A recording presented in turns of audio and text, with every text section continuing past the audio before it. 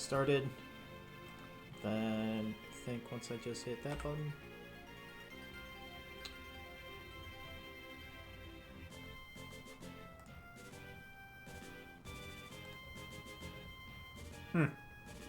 Lost all my times. Okay.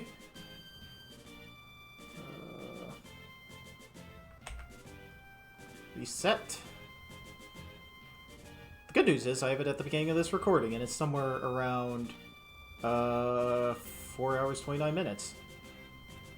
Well, I'll have to edit that in post. Good to see I fucked up my splits. Alright, well, let's get down to Sandworm then.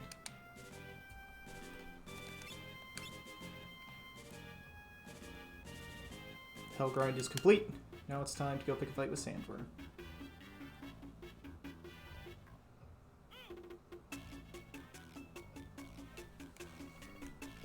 Wonder if it would be faster to fly around the other side of the world than to do what I'm doing. There's a good likelihood of it.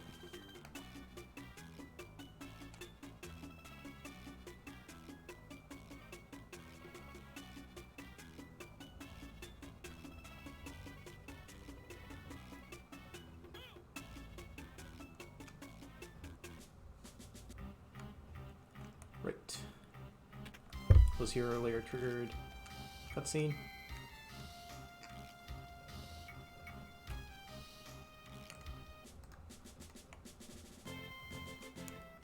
And then we will see if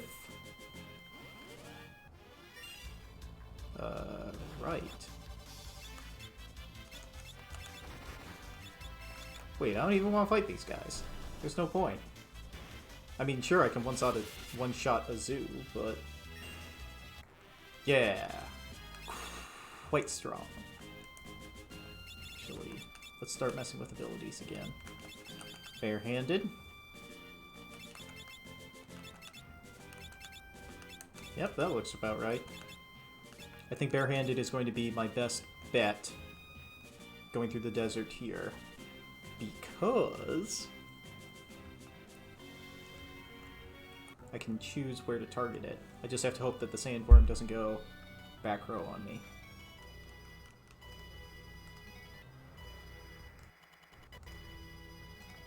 Guess I'm gonna hang out here then. Hello. Do you know anything about Final Fantasy V?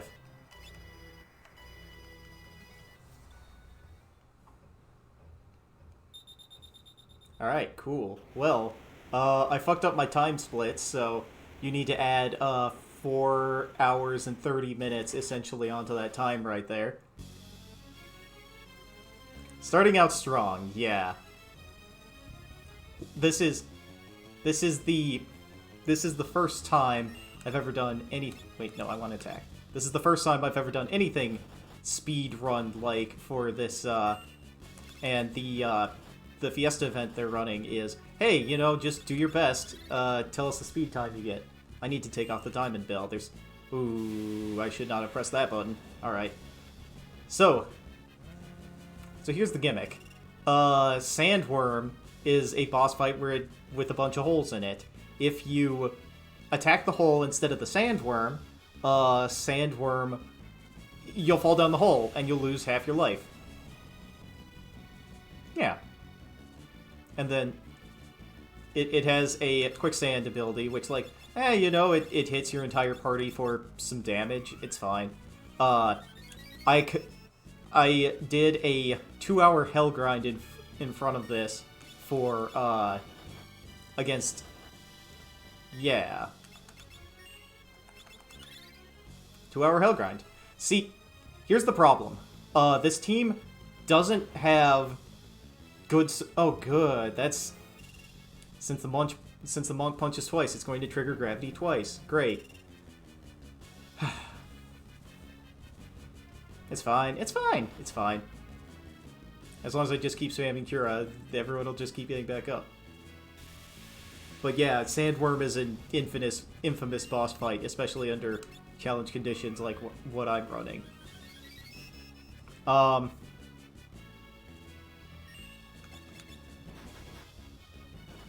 Yeah. Yeah. That's exactly why she's up there. Oh, come on!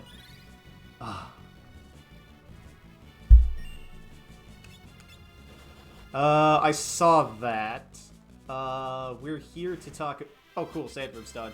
I prefer to keep it to Final Fantasy V at the moment, you know?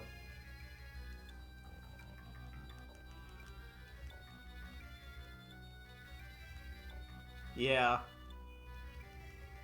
It wasn't great. So, the thing that makes Sandworm really difficult is especially, like, a lot of jobs don't have any, like, good way to handle that. And there's a job in this game that is uncontrollable called the Berserker. Would you like to guess what the Berserker does?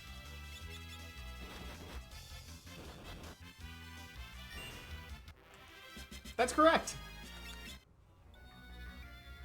That is a job in this game, and under Fiesta conditions, you can get stuck with it for Sandworm. And a lot of times what's recommended... Yeah. So if you look on the bottom side of the screen there, 4-job Fiesta, Monk, Red Mage, Geomancer, Dancer. I still have to pick up Dancer. It's on the last crystal, and I'm heading there now-ish. The problem is there are a bunch of bosses in the way between me and there. Yep, lots of bears.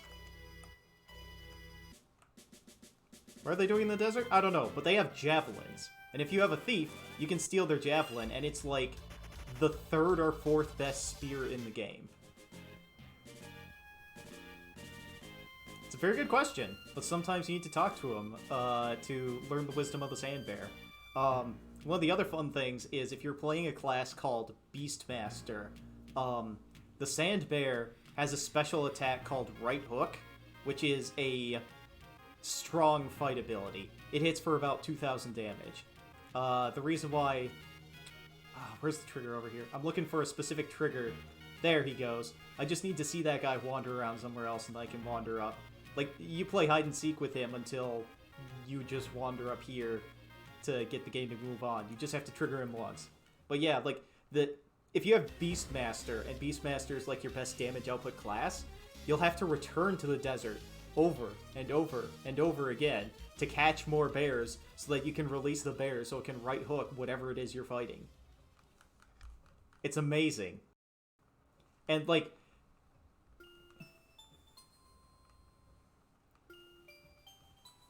See, there were a lot of... This is an RPG that came out on the SNES, and there were a lot of interesting things that were tried around that time.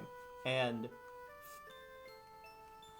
one of them is there are a lot of weird classes in this game to sort of show off what they can do via programming.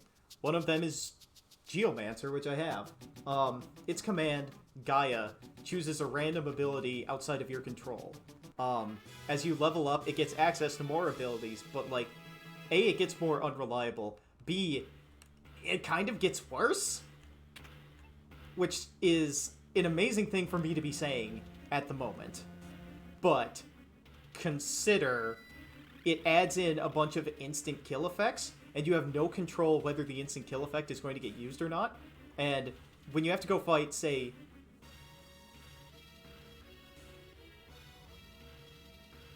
Well, no, that's a different class. But if you attack the, like, if you're fighting a boss that's immune to instant death, and you're level 30 or something, like, 2 of your 3 rolls might be instant death, and there's just no way you can stop it from going off. So, like, Geomancer is not a well-balanced class, and part of it also is, like, a lot of the Geomancy tables are trash garbage. So there are a couple of places where Geomancer is really strong, and a couple of places where it's absolutely awful. Like, one of the only redeeming things about Geomancer is that it has a big boy magic stat. Like, when this cutscene's done, I'll be able to compare it against Red Mage here, and I'll be able to point out, like, exactly how garbage Red Mage's stats are. Especially when they're, like, worse than Geomancer. Alright, so, let's look at the stats. Red Mage, 54 strength, 30 agility, 20... Oh, it's got 54 strength because of barehanded, right. But you just go over to Geomancer, and it's like, okay, just a little bit slower, but same stamina. Magic stat of 50. Magic is Magic gets most of its strength from A...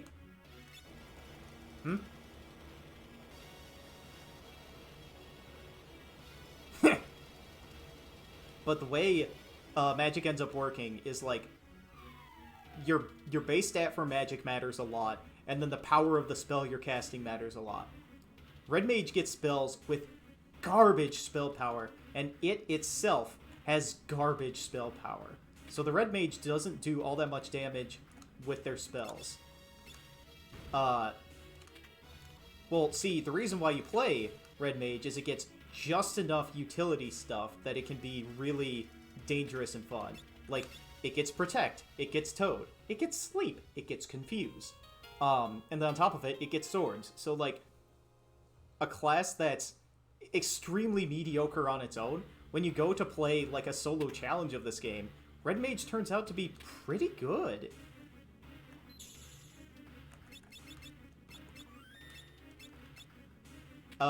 It heals me back to full health. It's like staying the night at an inn, but there's just 4 beds here, underground, in this ancient area that we've never been in before. In this weird hangar that our fire-powered boat ship fell into earlier. Then we walk over here and it's like... Yeah, then we walk over here and it's just like, oh hey, we found a boat with rotors on it. These guys rode the Black Chocobo, which can fly, all the way back to Crescent Island because they got nothing else to do now that they helped us with Sandworm. And they're just gonna hang out for a little bit. But yeah, like, some of the classes in this game aren't particularly balanced. And the other reason I forgot, the other reason to use Red Mage is because it gets an ability called Double Cast, where it can cast 2 spells in the same ATB action. Which is a really powerful ability once you start to mix it with some of the other magic in this game. Like, say, Time Magic, where Time Magic gets a spell that essentially does that as well. So you can double cast Quick Meteor, Meteor Meteor, and then Meteor Meteor again, because the quick spell just gives you 2 more actions. So you can just drop Meteor 5 times on something, and, like, that's a pretty powerful ability. But what if... Well, it's 20 meteors, technically, because each cast of meteor hits, what's the word I'm looking for here? 4 times. Let's get her back up. The other fun thing about it is that, what's the word I'm looking for here? I really need to take that bell off her. Man, she'll do much better with her fists. What else is it? There's a class in this game called Mimic, which allows you to... Oh, come on, stop doing that! Well, fine. If you're going to be that way, then I'll just break this rod. One of the fun things about Final Fantasy V that makes it really good is if you use an item in battle, sometimes it has a special effect, like a Thunder Rod. You just crack it open and get Thundara, which is the most powerful lightning spell, which means, like, 2 hours into this game, if you buy enough rods, you could just be throwing around the most powerful magic in the game right at the beginning. It's amazing. Also, we've got somebody else in the call here besides the 2 of us. Hello. I'm trying to focus on playing the game at the moment. Who is hanging out here? Mr. Saturn. Alright. It's going alright. I'm playing Final Fantasy V, the 4-Job Fiesta mini-event. Here is your preset team that is garbage. Go have some fun with it. Finally going to remember to take the Diamond Bell off. Yeah, this team is bad for a couple of reasons, one of which is it has very little synergy with what it can do between all the classes it has. So, Monk is a big stat stick, where it's got a lot of strength and it's got a lot of vitality, and the vitality transfers into a lot of HP, which is good, because the final boss has an HP check of 1,600. The problem is, it scales entirely off level, and sometimes the level requirements are way too damn high for it to be, like, useful at the point of the game, you know? So that's part of the problem with Monk. Geomancer's problem is that you can't control any of its abilities, and you're entirely at the whims of the developer as to whether it can be used or not. Red Mage has garbage stats and kind of crummy spell access, so it doesn't really do much of anything. Dancer is the saving grace of this team, where it's the most fragile class in the game, but it gets a special ability called Dance, where you have 1/4 of the time a chance of quadrupling your damage, which can get insane once you are punching or once you have, like, adequate weapons for it. My only problem with Dancer is how, like, unreliable it is, but by the time I get to the end of the game, I'll have fixes to make it more reliable. Oh, I forgot to press the button to say I'm done with Sandworm. Oops. Good job, me. Overshot where I was going. So yeah, Final Fantasy V is a fun game. I enjoyed it a lot. And I enjoyed enough to try the speedrun event at the end here. So, yeah, things are going alright. Yep. Playing what? Noita. Oh, Noita Love, right? Is that the full name of it, or am I thinking of a different game? Oh. Oh, I'm thinking of another game where it's Noi2 Love. And the only reason I remember it's Noi2 Love is because it's evolution backwards. It's sort of like a Metal Slug kind of game. Anyway, tell me about the game you're playing.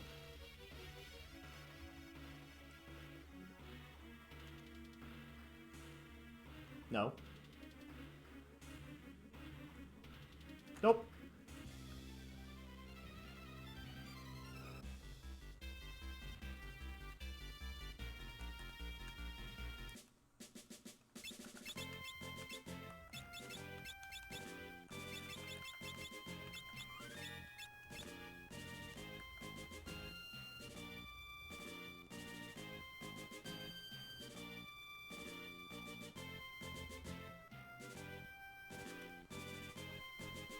Sounds good.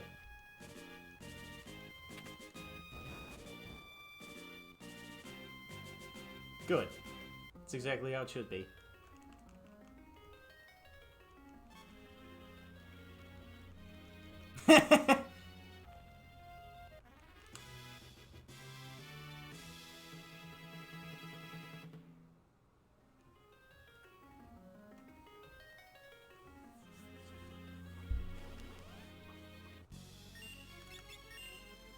Well, I forgot to heal for this boss. Oops.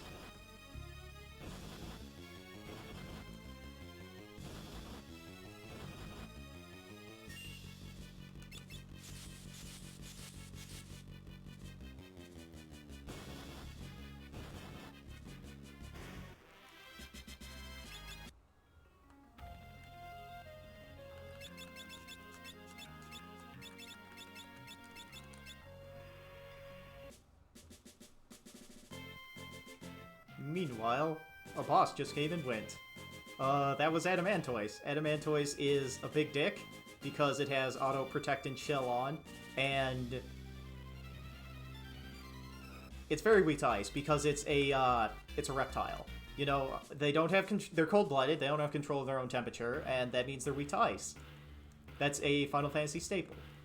Every reptile in this game is weak to ice. But yeah, it hits really hard. Sometimes it double turns, and if you're on a solo game or you have a squishy party that can't handle being physically attacked for 400 damage every hit, then you're fucked. The good news is there's a lot of easy ways to stop physical attacks. Anyway, we're fixing up our airship with some adamantite we pilfered from the Adamantoise, and then we're going to be able to fly up high so we can go fight the flying city in the sky and break in. Anyway, back to Noita. Wizard Dust.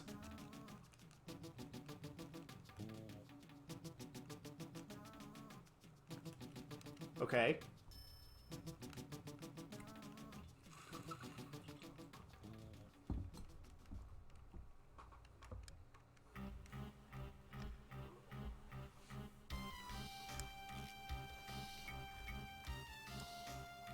Just random numbers.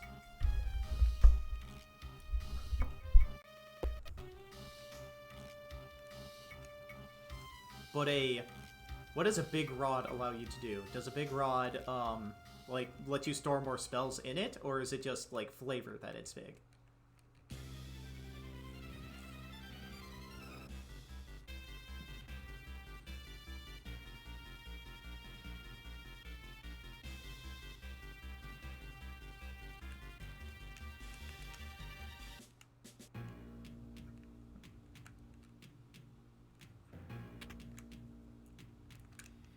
Okay.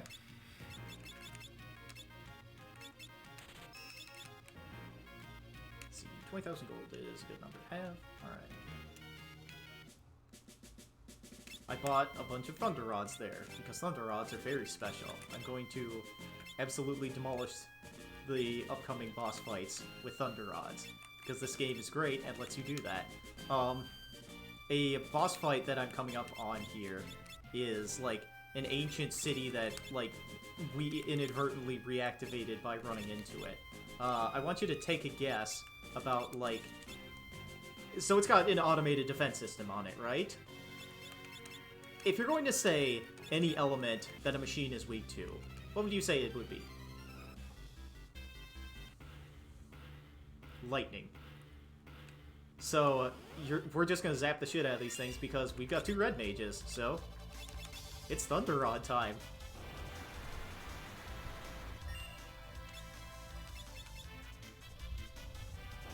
I'm not happy that, like, these random defense turrets are just faster than me, so I can get a move off, but... Yeah. One of the...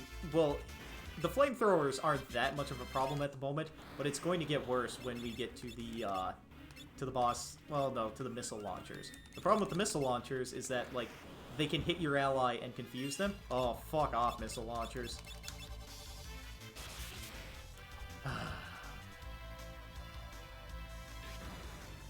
Rocket Punch, my character has betrayed me.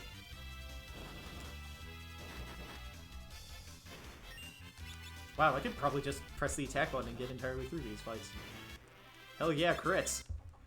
Look, I'm not accustomed to having a, what's the word I'm looking for here? A level 30 party at this point in the game. Like, I should be level 15 or 16 right now. To put in perspective what the 2-hour hell grind did for me. Like, I'm good to coast basically up until the final boss at this point. Where I'll need to grind again to pass the HP check that is the final boss. Like, look at my HP numbers here, and you'll be like, yeah, you know, those are alright. The final boss has a attack that hits for 1,600. And that's the only check I need to pass in this game. And if I can somehow blitz them down, then I won't have to worry about that. But, again, problem being, if I can reach that point.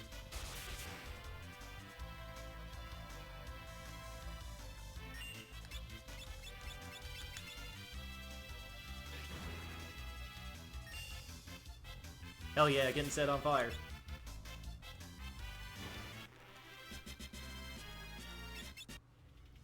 Okay, Arx is mastered monk, so I think I'm going to...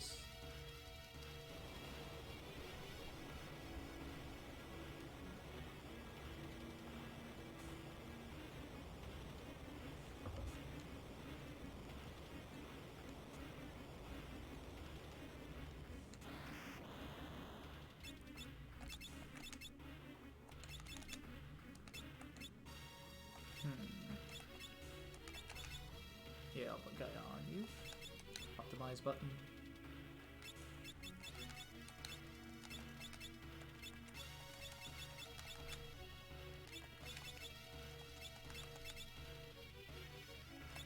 Don't want to put the bell on, so...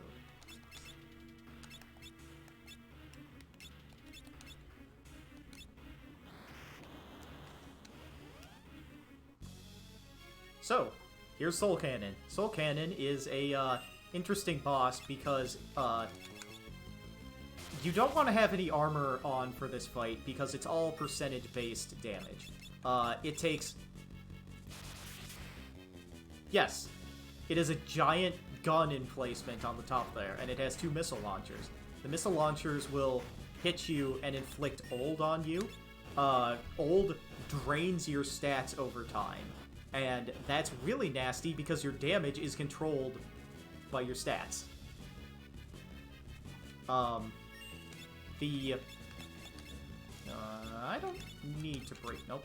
I don't need to break the rod because it's just alone right now, so I'm just going to cast spells. But it takes 6 turns to fire up its big cannon while you're getting harassed by the missiles. And its big cannon is, it's called Surge Beam or Wave Beam? I forget what it's called exactly. It's different in each version. But it reduces you by 50% of your maximum HP, then it inflicts HP Link, so your HP just constantly drains out of you. It's a motherfucker of an attack, and it takes 3 turns to charge this up to do other things on it. If you don't have a healer, this is a damage race fight. The good news for me is, A, I have a healer. B, I am over-leveled so I can win this damage race without problem. Goodbye, Soul Cannon.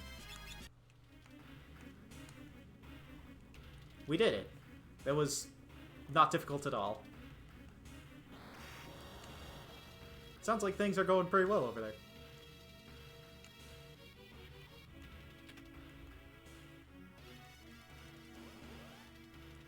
Yay! I love it!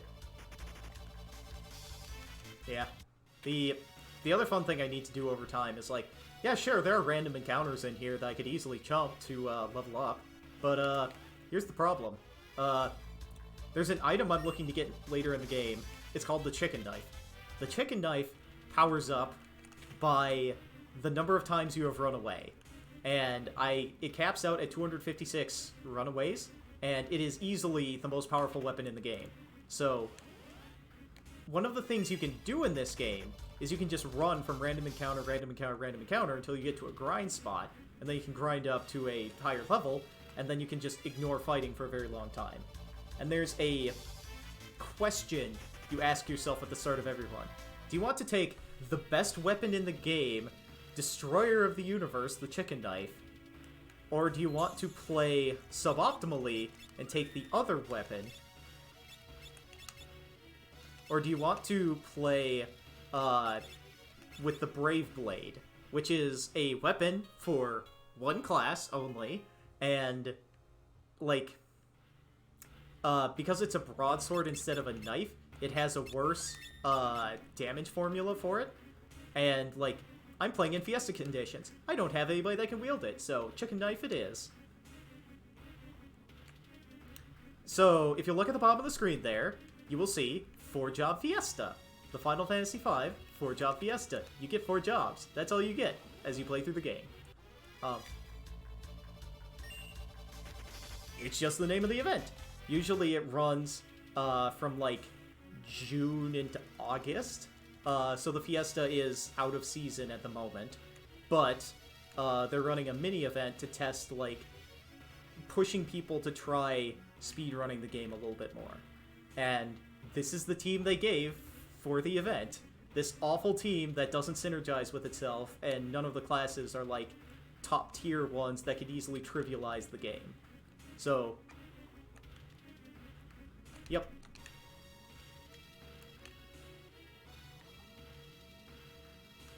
Yeah. I'm playing this setup because I want to wave my dick around and say I'm good at Final Fantasy V. Clearly, that's the reason why I do it. But yeah, somebody's already, like, a real deal Final Fantasy V speedrunner has completed the game already, and, well, like, a lot of people have finished this run. A lot of the people I hang out with in the Fiesta Discord have finished, and their times are up at, like, 15 hours or so. So I'm a quarter of the way through. Or a third of the way through. Because it's been 5 hours. Which makes sense for the grind sessions involved with this awful team. Where else am I going with this? He took advantage of version-specific glitches and got really good luck, and the speedrunner was able to get, like, 6.5 hours. It's absolutely insane, but he was able to just completely trivialize this game. And good for him. Yeah. And honestly, I hope, you know, some of the dicier segments in this run go my way, because, I'm level 29, which right now is a high number. It's way too high. But there's a boss coming up at the end of World 2, which is like, I don't know how many hours from now, like 3 hours from now, maybe? named Exdeath. Exdeath is the main villain of this game, and there's a boss fight against Exdeath that is a fake out pretending to be the final boss battle of this game. That fight is hard. That fight is hard, and a lot of good teams can get through that fight on curve at like level 25 or 24 or even 22 or something like that. This is not a good team. This is a team that needs the massive HP buffer that I currently have at level 29, and like, I might need to get another level or two to reliably get through. The problem is,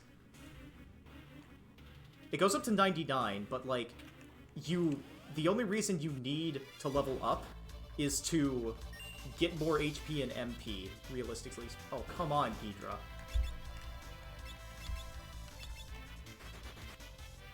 Oh god, it has Reflect? What the fuck is this thing?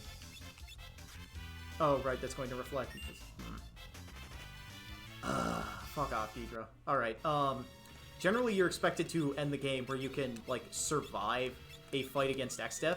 A lot of teams will end up at, like, 35? 36? That's a good number to end a run at. No, I need to go down first. 35, 36 is a good number that most teams will end at.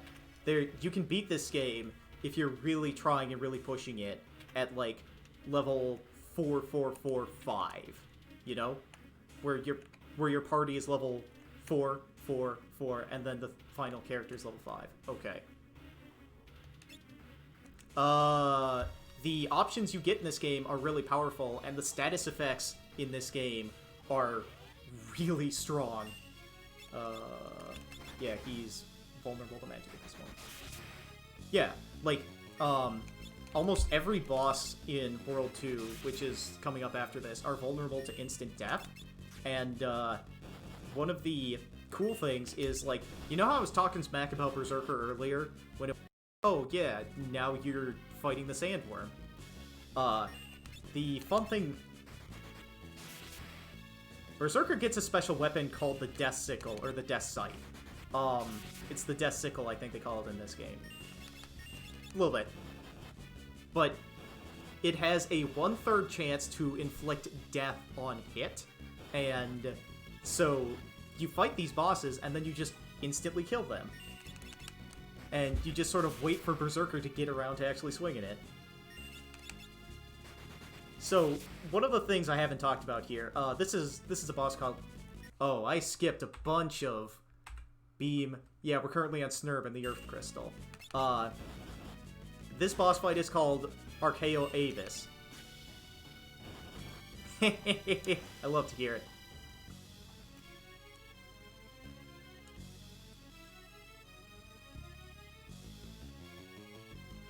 Because it is. It's Final Fantasy. You get horny designs. It's based... Well... The original Final Fantasy designs are based on, like, Dungeons & Dragons stuff. I just need... Yep, open space. Wait, what? Oh, do you not have barehanded? You don't have barehanded, do you? Do you have barehanded? I sure hope you do. There we go. So, I tried to explain this boss fight a couple times. I need to get through that. This boss fight is Archaeo Avis. It has 5 phases, the first 4 of which are sort of invisible, and you can only tell it's rolling over because your ATB doesn't instantly start going up after you complete an action. But it starts out highly resistant to damage, but weak to magic, and then its next 3 forms cycle through absorbing fire, ice, and thunder in that order, and then the last form absorbs all magic but is weak to physical attacks. So if you have a party that's only mages, like, say, I don't know, Summoner, or Black Mage, you get to the end of that fight, and then you have to knife down the rest of that bird there. That snake bird. That Snurb. It's a little bit rough. So yeah. Archaeo Avis can be a brick wall to a couple teams, but not this one, because we have Red Mage. Anyway, Saturn had something go bad for him.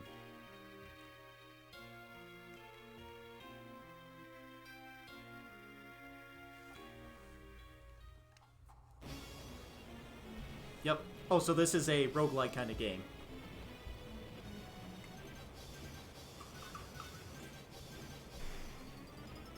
Uh-huh.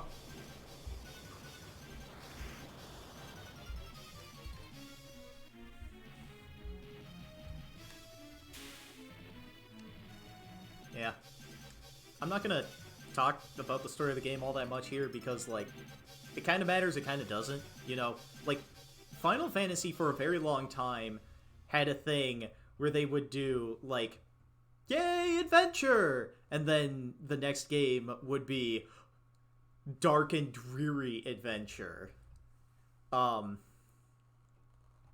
This is one of those games that is, yay, adventure! Yep. And, like, yeah, you can... I wonder... Because the point where it starts to break that mold, I suppose you could say is 7, but at the same time, like, if you sit down with the translation and you read it for what it is, 7's a really goofy game. Like, Cloud just going, let's mosey, is just perfect. It's just perfect.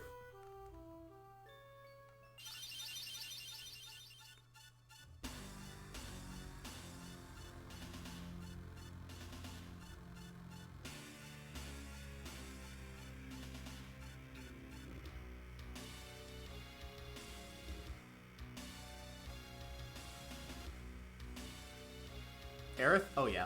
But another... But the spoiler that's...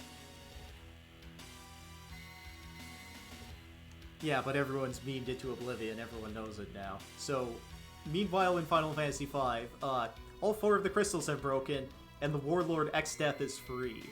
He has a bitchin' theme, he's the main villain of this game, he's about to rock our world, and... he's got plenty of personality. He rules.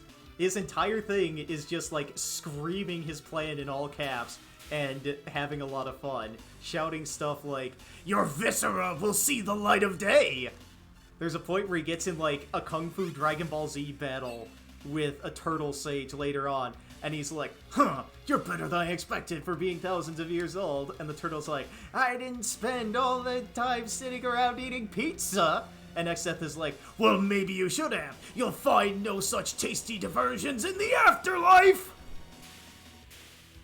Exdeath fucking rules. He's a Saturday morning cartoon villain. He's amazing.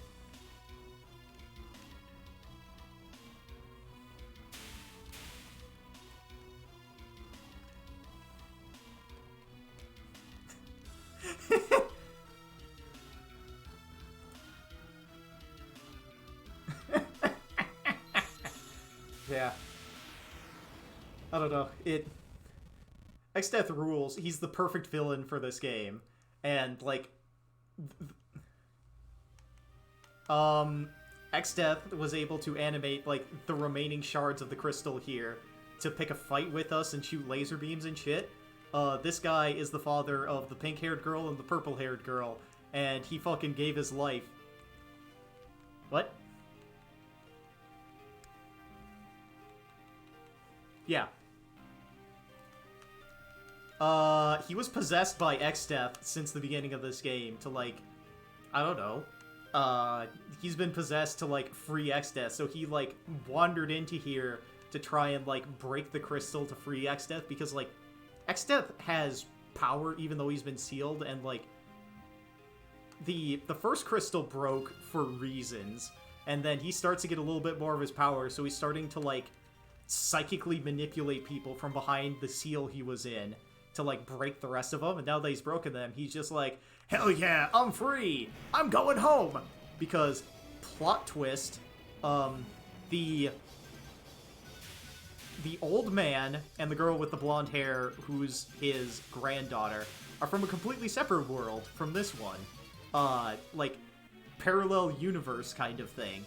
Exdeath is from that parallel universe, and he's gone home to that parallel universe, back to his castle to wreak havoc, where he's been sealed away from it for, I don't know, like, 17 years, 20 years or something? Yeah.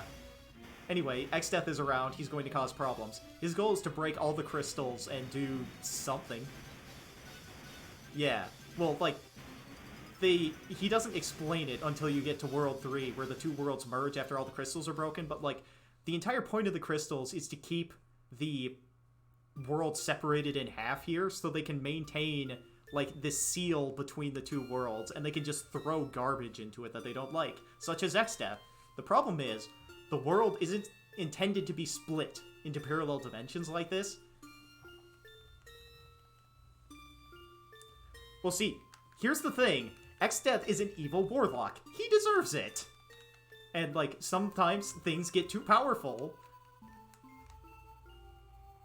But, like, there's a bunch of monsters and really powerful shit hanging out in the void that you don't want to mess with.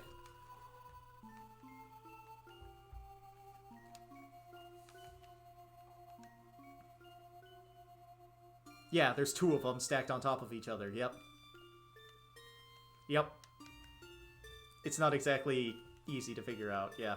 But, like, the point is, the crystals, like, somebody split the world thousands of years ago, and the crystals have been sort of, like, hanging out since then, because they're, like, elemental forces of the world or whatever. But then, like, they're slowly breaking down due to the strain of everything. And we finally hit the point where they're breaking apart, and Exdeath is here to force the wedge clean open. Yeah, yeah. Like, the first crystal breaking is, like, March 2020, and then the rest of the, like, these four broke by, like, I don't know, September? And then the entirety of World 2 is going to be, like, the month of October, especially if you're on Twitter following the US presidential election. Like, that's the intensity of what's going to be happening to the world in that time.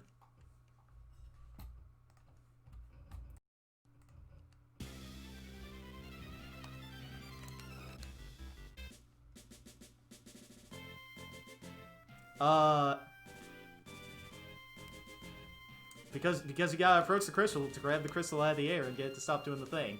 Anyway, old man and his granddaughter went home, and the rest of us are like, fight's not done yet, we gotta go kick Exdeath's ass. We're going back there, too.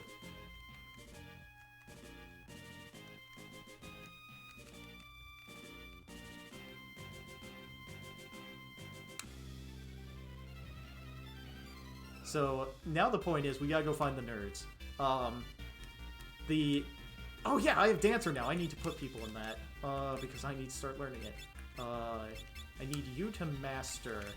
I'm gonna put Lena back in Monk so that she can master, Monk, because her entire build is going to be centered around that, and then I don't need Geomancer at the moment, so I'm going to put you in Red Mage?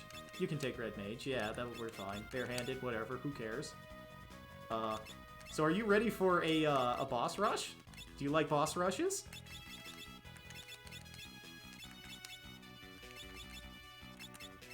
Yeah, well that's the fun. There's a boss rush coming up. I'll put Barehanded on main character here.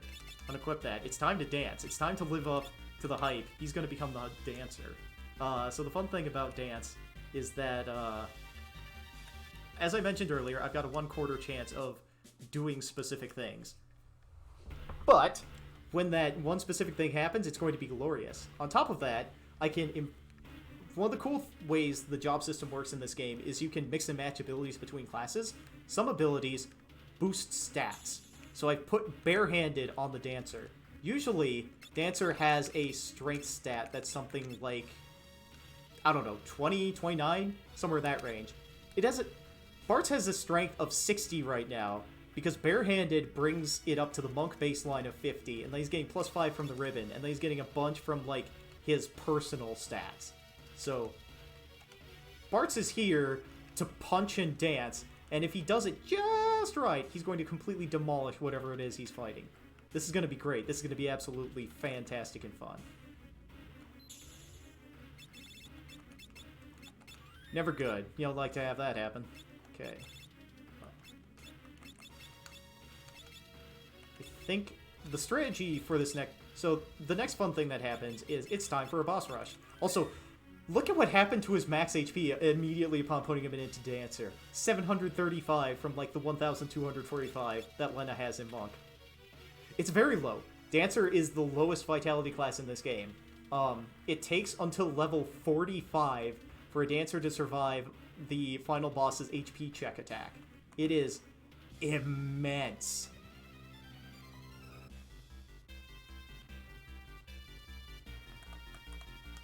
Yeah, and then Mr. Saturn might be here with me? I'm not entirely sure. Yeah, I typed in stream announcements, but I didn't at anybody about it because I was just like, yeah, we've got a bunch of them.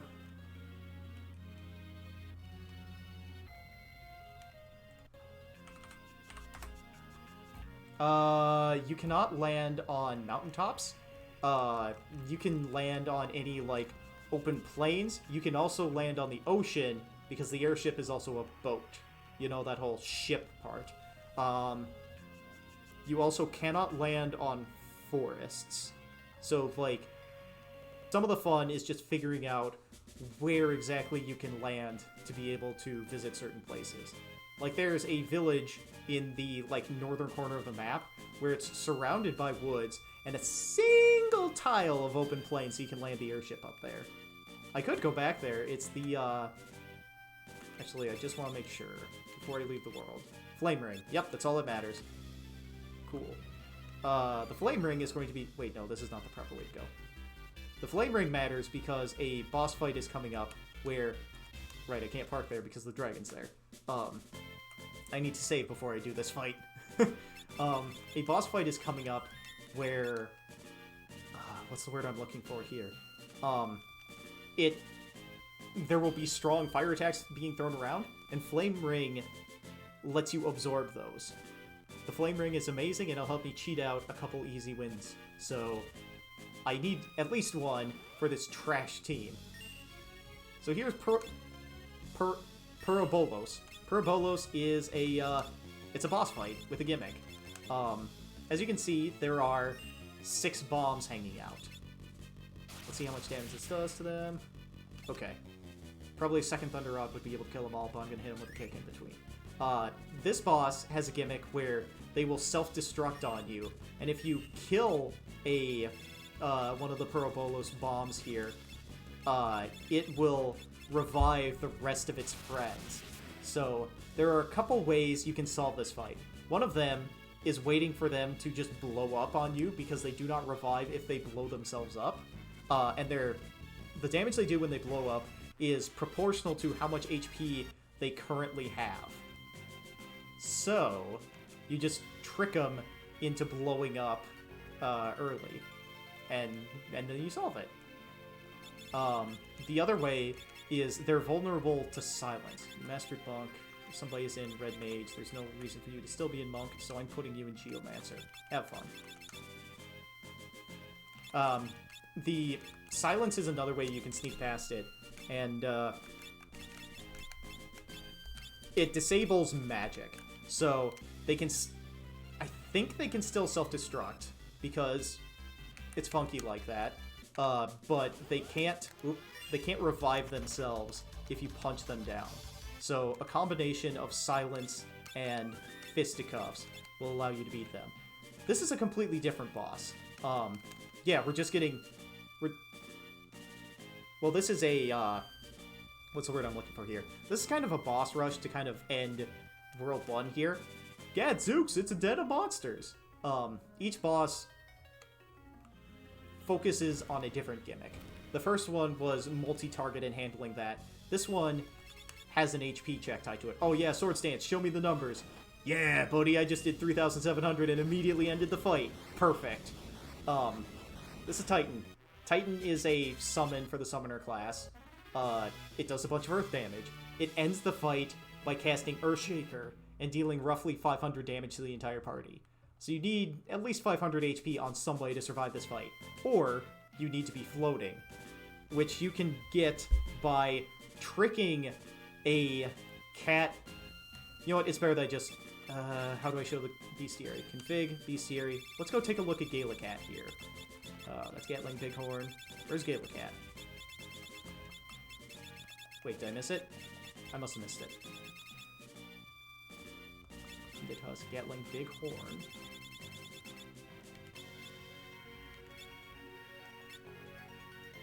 Well, that's two different monsters. I missed it somewhere. Oh, how many Black Flames I killed? 940. Hell grind, everybody. Oh!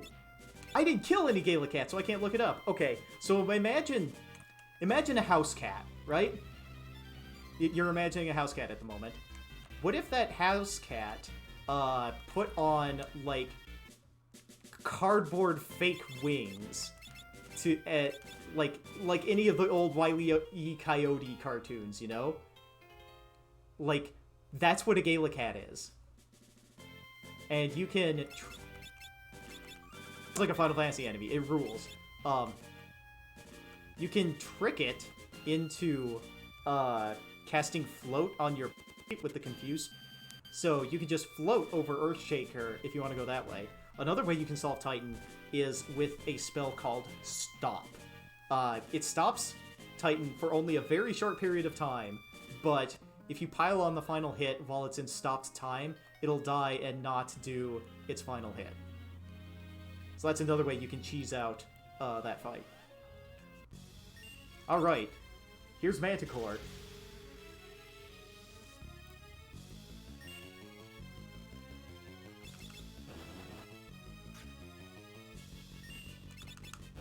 So here's Manticore. Manticore is a jerk boss with a bunch of AoE party attacks, but it's vulnerable to a lot of status effects, and it's vulnerable, notably, to instant death. And now we notice the shortcomings of Dance, where instead of doing anything useful, he just does other dances that drain MP and stuff. Meanwhile, the other two girls just punch it to death. Congratulations, Bartz. Good job. Yep. This is a speedrun setting, and the shorter a name you get, the faster you go through the game, you know? It saves a bit of time overall. So I named him a single character, A.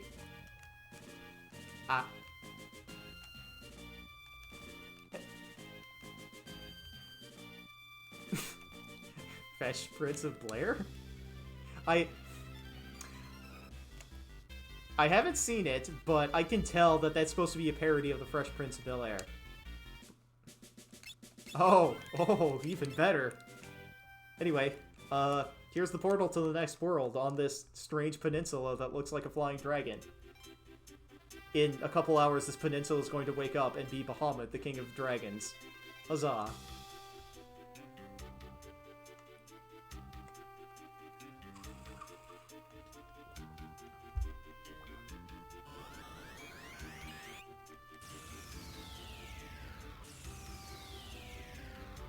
You know, there was something I should have done before hopping in that portal.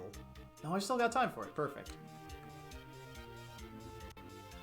Fresh Prince of Blair by Crobo Productions. I'll have to take a look at that later on, once I'm done streaming here. Ah, who loves Mode 7, baby? Mode 7, so great. Defining feature of the SNES. Pan and zoom! Pan, zoom, and rotate. Yeah. I mean, hey, it worked really great when, like, in Super Metroid, Samus's ship, like, flew out of the screen. I also have no idea how, like, I wonder if her jump sprite also used Mode 7 or not. Then there's stuff like, oh yeah, here's F-Zero, where, like, everything is Mode 7. Just gonna hit the unequip button on everybody here. Use tent. Yeah! Racing games are hard. Especially if you're playing the GameCube one. I've heard that one is an absolute bitch. Yep.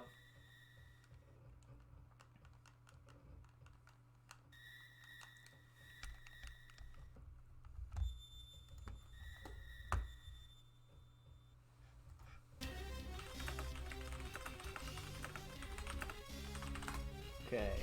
Actually, I have it bookmarked? Yeah. Okay. We're gonna relive some of that because That game had some absolutely amazing music to it. So I'm just going to turn off the sound here for a second. And yeah. Oh yeah, we're gonna hear one here. Well, okay, you're not going to hear it, but the screen will.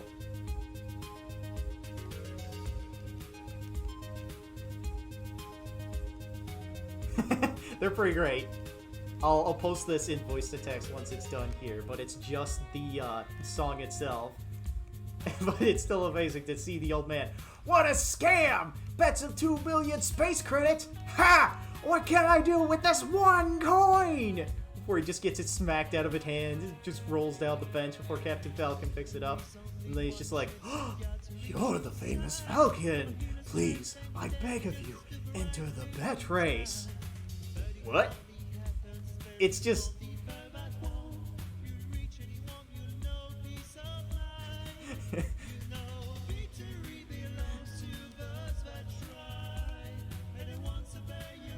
well, he knows what he's doing. He's chasing Black Phantom for a little bit, and then it's just like, well, we're just gonna settle it in the race. And then, like, the demon that powers Black Phantom is going to show up, and then you beat him. Yep. And then there's what's it? Like once you beat like the God of Destruction or whatever the heck he is, you get to race like these 3 ghosts, and we're like, we're the gods who created this universe. You must race against us because we're going to possess you and turn you into what he was. And like, it's just time travel. You're time trials. You're playing against the staff who made the game. It rules. It's great. High Stakes in Mute City. Amazing song. Mute City's got an amazing song too, but like this one song that like sets you up for like this cutscene in particular is really good. And like the song wasn't anywhere out on the internet or ripped out of the game or anything. So like this guy who I've posted here, F-Zero Kid, has like done his own rendition of it without all the voices and stuff, so you can hear what it would sound like if it were, you know, separated from all the voices and stuff. It's pretty cool. Yeah. Well, I mean, it is now, but like it was buried deep as part of like the cutscene of the game, and it wasn't separately on the disc. That's correct. Yep, that is the Windrake? Windrake. Yep, there are 2 of them, 1 in each world, and you have to use it in this game extensively, whereas in the first game it was confined to a tiny little pond. One of the fun things about this game is how like your travel devices just sort of get like taken from you as you go around and do other things. It's kind of weird, but it kind of works. What abilities do you have, Galuf? Barehanded. That's perfect. So it's time for a sneaking mission in big ol' air quotes, because we've snuck into Galuf went home separately, and the rest of the party got caught. So now he needs to break into Exdeath's castle on his own and rescue everyone. So he's going down into the basement to free everybody. The fun thing about this is like this is the final dungeon of this world. And, like, you come back here for the end of it, but until then, you just sort of have to, like, know that this castle is here and know it's your ultimate goal, but, like, without any sort of preparation or powering up, you're not going to be able to take on the final boss, even though, like, you're able to just sort of sneak in here. I don't know, it's a bit strange. Anyway, you could, well, not the final boss. The fake-out final boss. By the way, here's Gilgamesh. Gilgamesh is the best character in the Final Fantasy franchise, and, like, after, like, starting in 8, I think? I don't know if he shows up in 6 or not. But, like, Gilgamesh just starts to wander. Actually, wait. Oh, there's something fun I can do with Gilgamesh. Watch this. I have a spell called Mini. It turns people small. Take that, Gilgamesh. Now he punches me for 0 damage. Oh, Gilgamesh.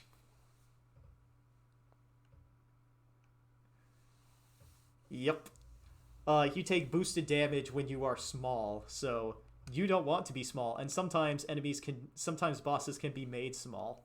Yeah. Like Gilgamesh right there. Not everyone has that small sprite. That's one that just he gets. Is this party balanced? No. I want to keep him in Red Mage, so you are going to Monk. I'll give you Gaia, because why the hell not? And now I have to... Now it's the montage of me re-equipping my entire party. Oh, yeah. Well, that's just kind of life, I suppose. Yeah, team looks ready. Like, it's kick a whole lot of ass. It's good. I mean, only one person has, like, 2,000 something HP, but that's fine. I'm just going to punch everything from here for a lot of this world. Like, at this point, the rest of this world is just going to become a boss rush. Because I don't need to fight anything until I get to the bosses that are going to kick my shit in. So I'm just going to run from everything until I get there. It's great. That's one of the nice things about doing your grind early, is that, you know, you're prepared. Attack one, defense one, literally an apple. Why are you fighting it? I don't know what that's a reference to.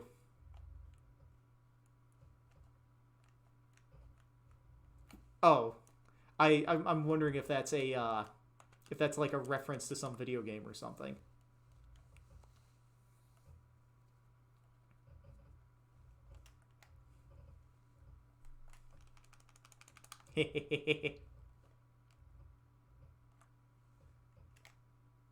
Look at those guys just ripping a hole in the world and the angry trees they're showing up with. Anyway, it's time for the best song in this game. All rise for the battle on the big bridge. Yeah, that's a bad thing to do.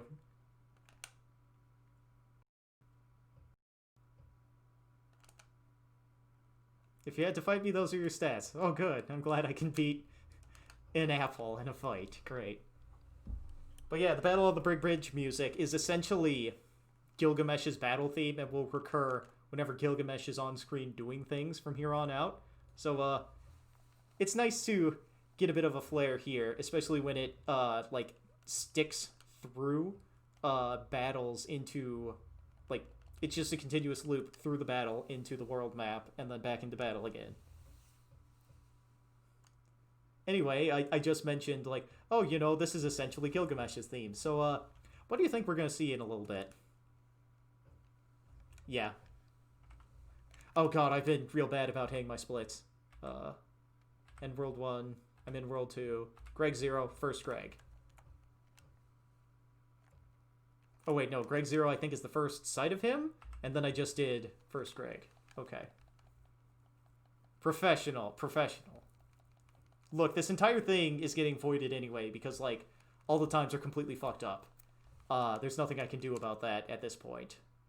Because Life Split doesn't want you to fuck with things mid-run, and, like, this game is a, you know, like, this is going to be a 15-hour run here. I would be awake the entire day, sitting in front of the game, basically playing it, and no, I'm not that hardcore at my skill level.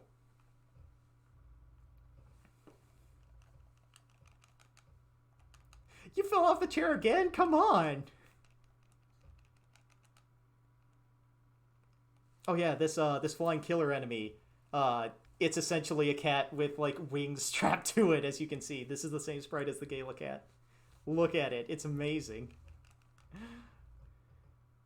It's a recolor, but it's the same enemy. Gotta go, sorry. Bye, Mr. Saturn. Thanks for stopping by. Flying Killer is an amazing name for this enemy, by the way. Just look at it. I forgot that the reason I hadn't seen any Gala cats is because I didn't fight any. Also, Gilgamesh just hanging out behind this door. Alright, it's time for a fight.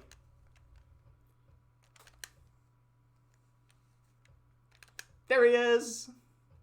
Punch. Actually, I ought to have Red Mage doing something, like, useful and casting Protect on people, but everybody else just gets to punch.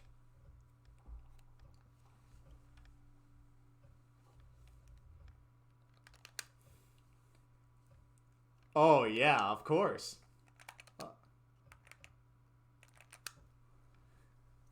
I mean, that's essentially how I'm playing this game. I'm not playing it as intended, because otherwise it would be much slower, and I'd run into a big old roadblock. Actually, I probably should have wandered into World 2 a lot sooner, but the big problem is... come on, Bards, do anything else! Please, you have Swords Dance!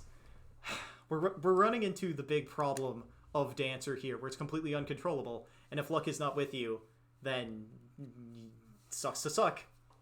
Anyway, Exdeath has an ability he can do. Once he loses 4,000 of his 6,500 HP, he casts a bunch of buffs on himself, and then he works an attack called Jump into his rotation. So now he's going twice as fast, he takes half as much damage. Oh, damn it. Well. Anyway, the point is, I'm not going to mess with Dance anymore, let's just punch him. Bartz immediately makes up for it by punching in for too damn much damage. Good job, Bartz. I should have been protecting from the start of this fight, having somebody else with... Oh, cool. Fight's over. And they just does that. Whoop! And he's gone. Anyway, moving on. That's just the thing with Gilgamesh. He just keeps showing up and leaving over and over and over again. It's great. How many Thunder Rods do I have? 18? In case I need them for, like... there's some fights coming up that I'm worried about. Well... I have, like, 15, I think? There is a... In case I need to grind later on in World 2 here. Because there's a boss fight coming up called Seal Crystals. It's the one right before Exdeath. And it is a motherfucker of a fight. Especially for this shit-ass team. It's the entire reason why I bought a Flame Ring. So, what I'm hoping to do is... If I run into trouble on that fight, I'll walk back out onto the world map and grind on the world map. And the fights you have to grind on are difficult unless you have multi-target damage. Geomancer is not reliable multi-target damage. So what I'm going to be doing is I might have to spam the Thunder Rods to get enough EXP to level up there. And then...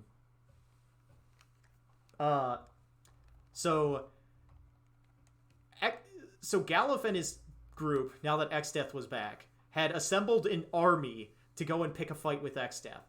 Problem was, he had us as hostages, and the entire army had to turn back, aside from Galuf, who broke into the palace and broke us out. Like, Exdeath doesn't particularly care at the moment. He just turned on the barrier to stop us from getting in and fucking with him, now that he's back. He turned on the barrier, and that blew us off the big bridge, all the way to the fuck-ass end of nowhere. So, that blinking cross is us. That southeast landmass down there, that's where Exdeath is. He blew us halfway around the damn world. Powerful. I think I need to walk around this side of the structure. I can't never remember the path to Rigol. Nope, wrong way. But yeah, the enemies here are different, and one of the things I sort of like about World 2 is how different it is from World 1. Like, in World 1, there's just, like, a bunch of grassy plains and stuff, but here in World 2, it's, like, swamps, everything looks nasty, like, the mountains, instead of looking like mountains, are just, like, weird mesas, like they're the Guyana Highlands or something. Like, World 2... has been fucked up from being at war with Exdeath for a really long time. Oh, you know, it's just an orc fairy. Fairy orc. It's even got a pigtail. There's some weird enemy designs in Final Fantasy V, and it's great to see. Yeah, like, one of the other things I like is the recolor enemies. What do I need to buy? Is there anything I need to buy? I don't think I need weapons, because I'm barehanding. I'm fisting. None of this is really... Well, okay, ninja suits can be alright. Gaia gear is not terribly useful for this party. I think I'm just good to buy consumables. Yeah, I think all I need to do is buy consumables. Let's... I heard it. I get it, but I'm talking to myself to, like, get through things. This village out in the middle of fucking nowhere is the first place where you can buy an item called Holy Water. Holy Water cures a status effect called Zombie. Would you like to take a guess at what Zombie does?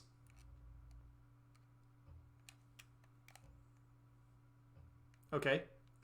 But mechanically speaking, what does that do?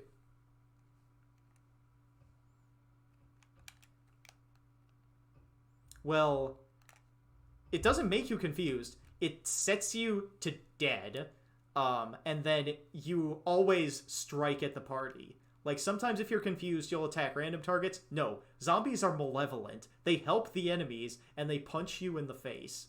And the only way to cure zombie is with a holy water.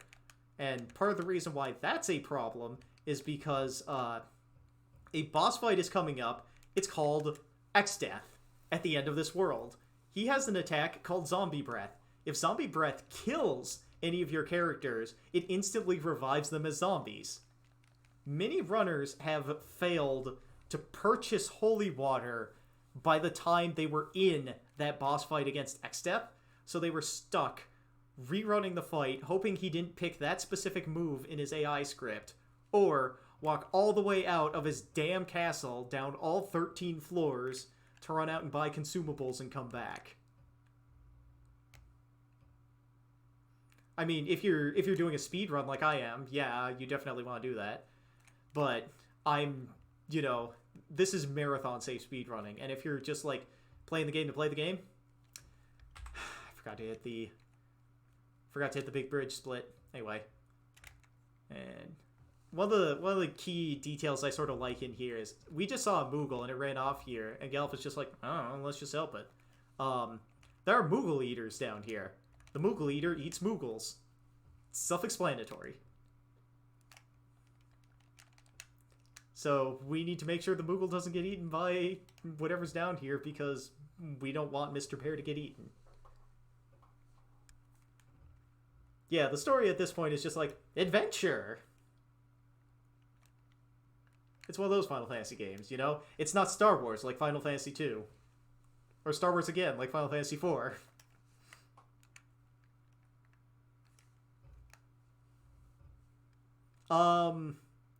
You can take the broad strokes of the plot of Star Wars A New Hope. No, it's not actually in space. Yeah, like, broad strokes story, it's Star Wars. You know, because, like, okay. There's a boss fight coming up here. Like I said, World 2 is just going to be a boss rush for a while. So, you see that skeleton up there? That's our next boss. The name on my split is Tyrannobones. Well, it's too late now. You can already see it. Look at this boss fight. It's just a T-Rex skeleton. And it's instantly killed by Phoenix Down. What an amazing boss fight.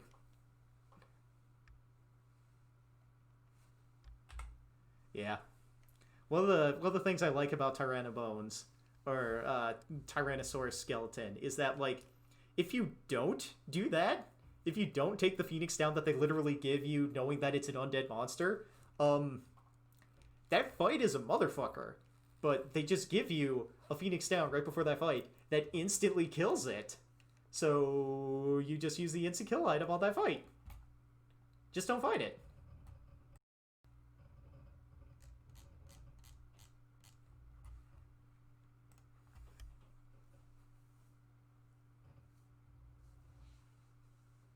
Yep. Just a tough to Phoenix Down. So the fun part of this is the Moogle's like, don't step on the desert sand, it'll fuck you up. It's faster to take a path across the desert sand. So I am going to do a little bit of save scumming here and not fear the desert. Never fear the desert. Never fear the desert. Alright, it's working well so far. Yeah, save the game. No, we're good. We made it. Problem solved. We made it through. Oh, I missed the Moogle village. It's somewhere. There it is. Moogle village. It's just a village of bears. They're scared of us. But yeah, if you fuck up as you're walking across the desert there, and don't take the path that the Moogle showed you, if you don't take the path that the Moogle showed you, you have a chance to encounter awful enemies. One of them's called a cactus, but it's like, imagine a snail with a bunch of spikes coming out of its shell. Every time you hit it, it shoots the spikes at you as a counterattack, and it hurts. And then there's an enemy... And then there's an enemy called... I can't remember if it's Land Crawler or Sand Crawler, but it's a massive, like, sandworm that has, like, 12,000 HP. It's tougher than a couple of bosses that we fight in World 2.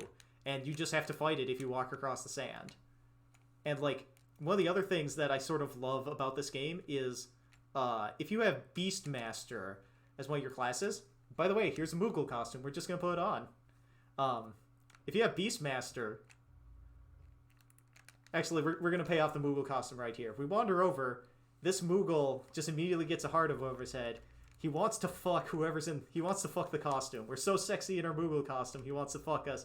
And he's going to give us a special item to woo us with. It's strange. Moogles are strange. This is a very silly place.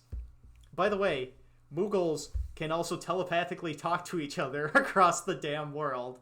And they're going to call the other Moogle hanging out with the granddaughter of Galuf so that she can fly over here on her dragon, which is hurt from when the barrier turned on, by the way. Like, apparently that obliterated their army.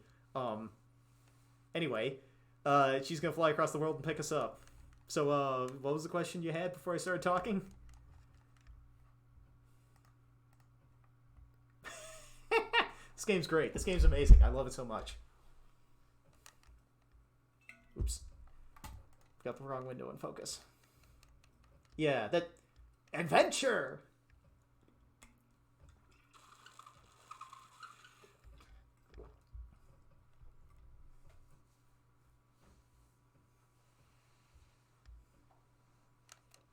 One of the other things I love is about the enemies hanging out in the desert, the Sandcrawler or the Landcrawler.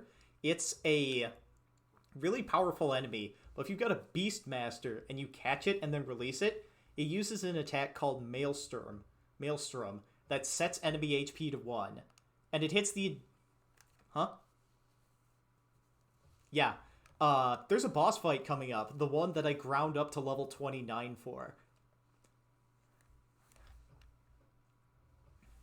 There are... A lot of the bosses in World 2 are weak to this sort of thing, but, like, there's more efficient ways to take them out. This boss that I'm talking about, the reason why it works so well is because there are 4 of this boss. Like, as the boss fight, like, there's 4 identical creatures, and so you wander into that fight, immediately YOLO throw out the Landcrawler, see if it hits any of them and reduces them to 1, and then you just punch them out immediately, and you easily... like, uncomplicate that fight and make it so much easier for yourself. It's amazing.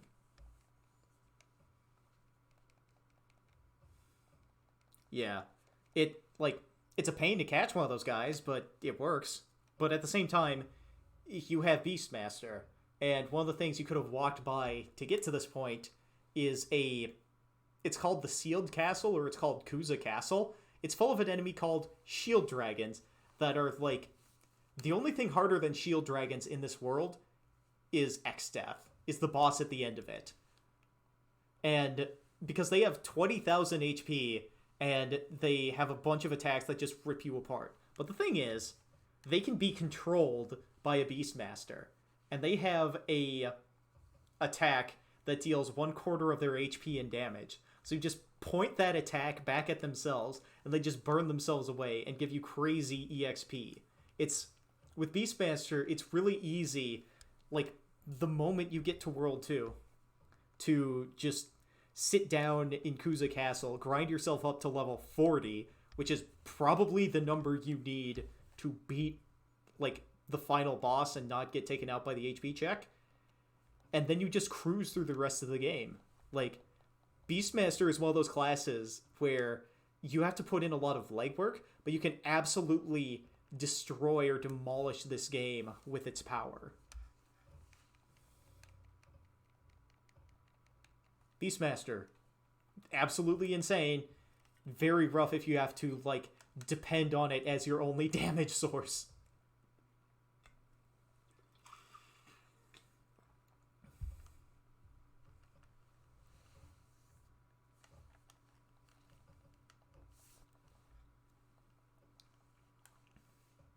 Oh, you mean for Lunamaria Hawk back there? Well, no, she's wearing, like, a custom version of it, you know? Because, like, everybody else wears, like, the standard long coat version of it. It's just her. It's amazing, isn't it? But then again, the druggies in Seed and Seed Destiny were able to get away with modifying their uniform because they're in Phantom Pain or whatever the fuck. Actually, the Phantom Pain wasn't around for Vanilla Seed? I don't remember.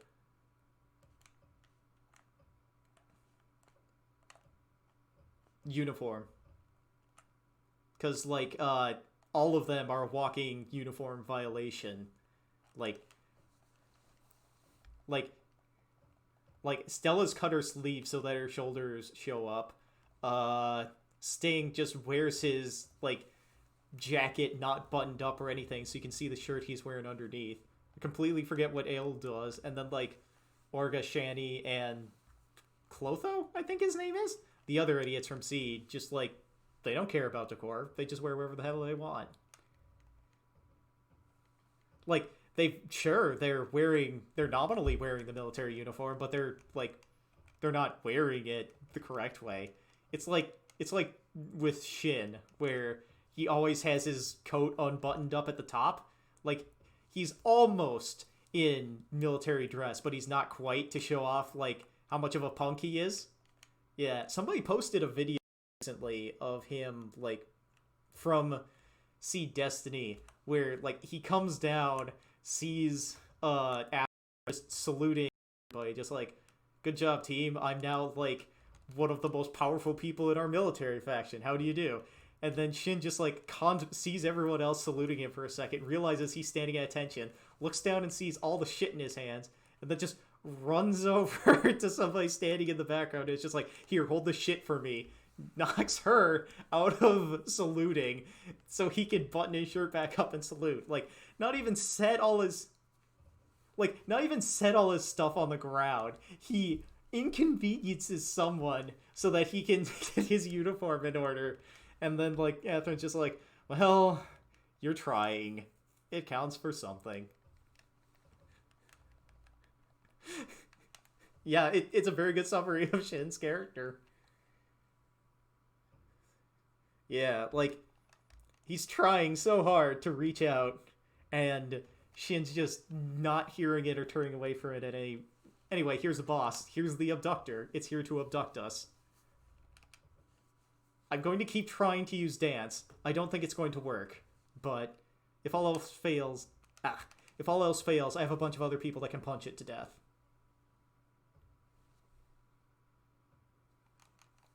One in 4 does Swords Dance. 1 in 4 does Jitterbug, which drains HP, and it's roughly the same power as attacking.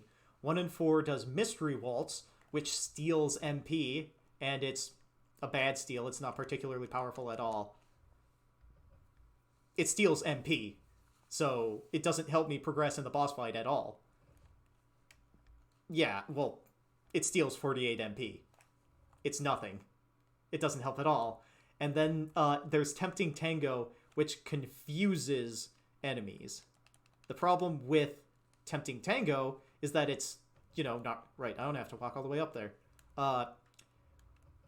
We're here in a village. We're here in the werewolf village. The werewolves aren't happy that we've encroached far enough, and they think we're helping Exdeath because, Galuf's army just got its ass kicked by the barrier turning on. They retreated all the way back to the castle. Nobody's supposed to be wandering around, so it's really suspicious when these randos wander into town.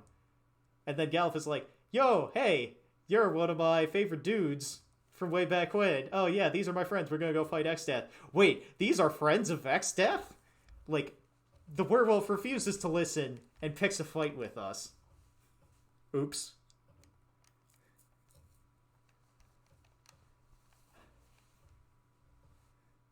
Yeah, rip the werewolf. And it's more rip than you think. Anyway, the werewolf is very anime because he can just spin around the room like this. Lupine attack, go!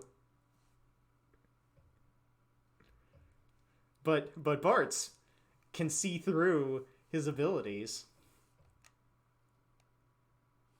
Just smash him through the door into the other room. I told you not to hurt him. And Bart's is just like, oh well, guess I did it. So I'm going to note, the werewolf never leaves the bed until he dies later on. Theoretically, our main character, Bart, has mortally wounded this old man, who's also a werewolf. Good job. This is also the point where we learn, wait a minute, my dad's from this world? I'm from this world? I'm from this shithole place? Yeah, man, you totally are. Listen, me and the rest of my best pals came in here to kick Exdeath's ass. And then we decided that we were going to seal him in you guys' world instead of letting him come back to our world. It totally made sense at the time. We had no other choice, because he's way too damn powerful. Sorry about that. By the way, your dad decided to stay over there. I also like how they're, like, trying to get in sync to seal him. It's just like, no, come on. Don't be lame. You gotta do it. And, like, the other two turn around to talk to him, and this one guy we haven't seen yet in the bottom right corner is just like, I know you're going to turn around and do it, you idiot. There's so much character in these four old men, the four heavenly dads. Even though, like, this is basically all you get. Them just sort of yelling about Exdeath.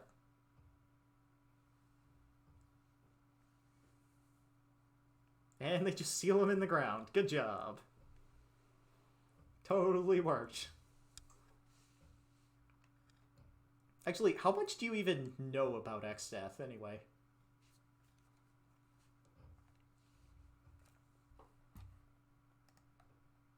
Wait, no, I don't need to be there. Popped out for a second so I didn't hear your answer. What do you know about Exdeath? Okay. What if I told you he's an evil tree? An evil tree that, like... So imagine if instead of, like, executing somebody, you get up, you have your trial, and then they're just like, okay, we condemn you to execution by ripping your soul out and stuffing it in a tree.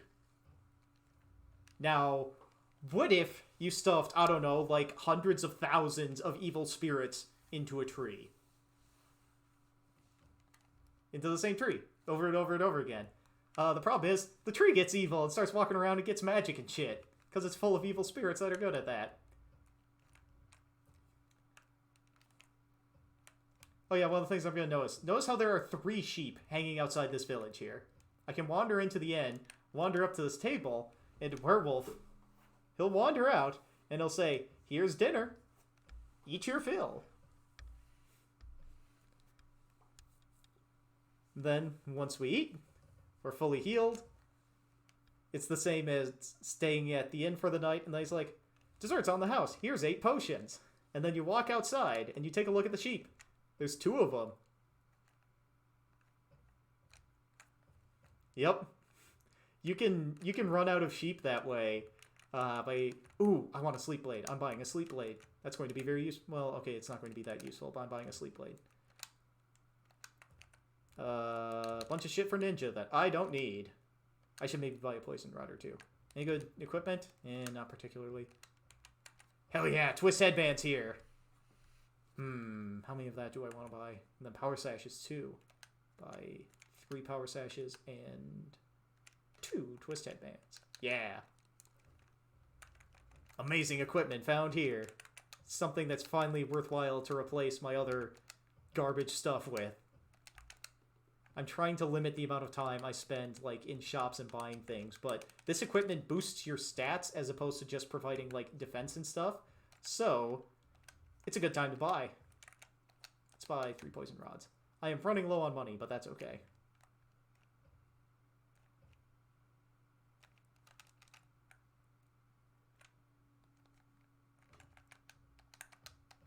Yeah, it's just a town of werewolves.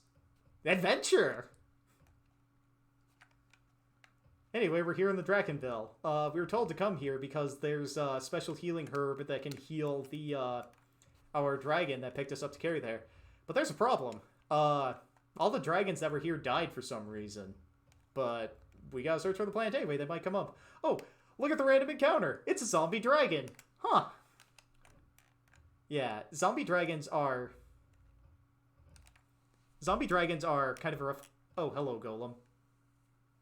Bye, Golem. Yes, he literally showed up, threw a punch, and wandered out.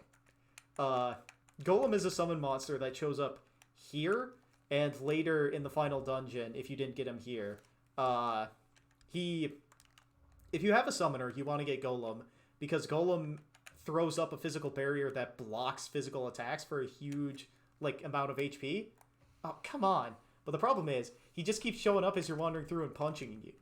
It's kind of rough. I'm not a fan of Golem at this point, especially since I can't summon him later. I don't know, I just find it funny that he just spends the entire dungeon, like, playing whack-a-mole with you or peekaboo, and then by the time you finally get to the end, you'll find him surrounded by zombie dragons, and he's just like, help! Oh yeah, see, it's happening right now! I don't have to do this, but I'm going to do this just to show it off to you. But yeah, like, the zombie dragons just immediately turn on him to pick a fight. They're helping you beat him up. It's absolutely amazing. I also love how we've immediately, like, recolored the T-Rex skeleton. Yeah. Dinosaur skeleton, but it's here in the Drakenville. You know, dinosaurs, zombies, they're the same thing, right?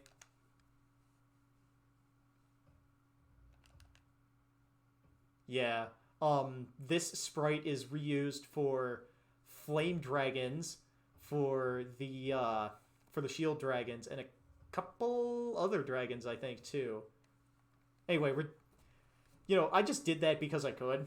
Like, just to demonstrate this for you who's hanging out this call with me. Yeah, Golem's just like, hey, thanks. It'd be nice if I could go with you. And then he just surrenders. Use the there to add him to our list of summons. Oh, almost found it. By the way, in this unassuming pile of bones, bone mail.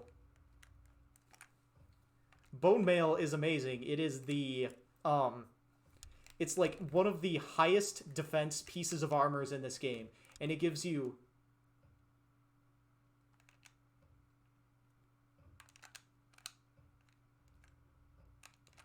yeah, but it, yeah, like bone plate mail, like plate mail made out of bones. The problem with bone mail, though...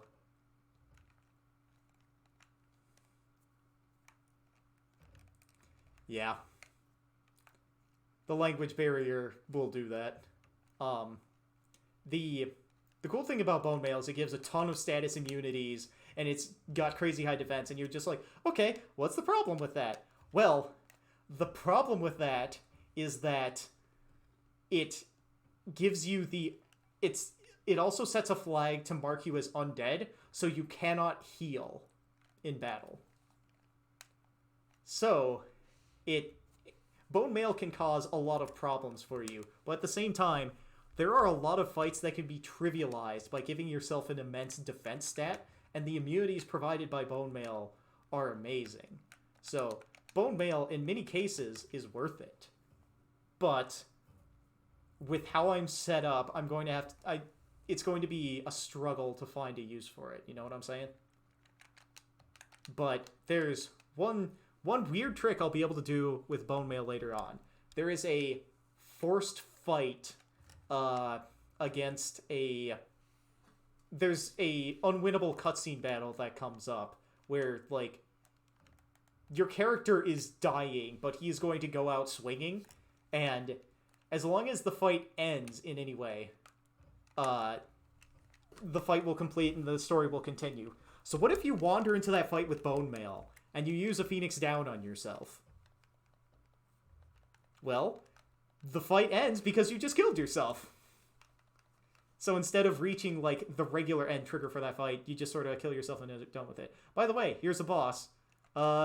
This is Dragon Pod, and his Dragon Flowers. It's a mess of a fight that I don't entirely remember if I'm set up for. So let's put on a Thunder Rod, and let's see what Thundara does. Oh wait, I have Kick. Oh wait, I have Gaia! Right, this is one of the few fights where Gaia's good. Hell yeah, Geomancer. It has the Meteor spell, but it's called Cave-In. And it just demolishes anything in sight. Right, I forgot about that. It's very powerful. It's the same as the Meteor spell. Well, it's the same effect as the Meteor spell, but it's just slightly less powerful. So, you know, we're just gonna bury this plant under a bunch of rocks.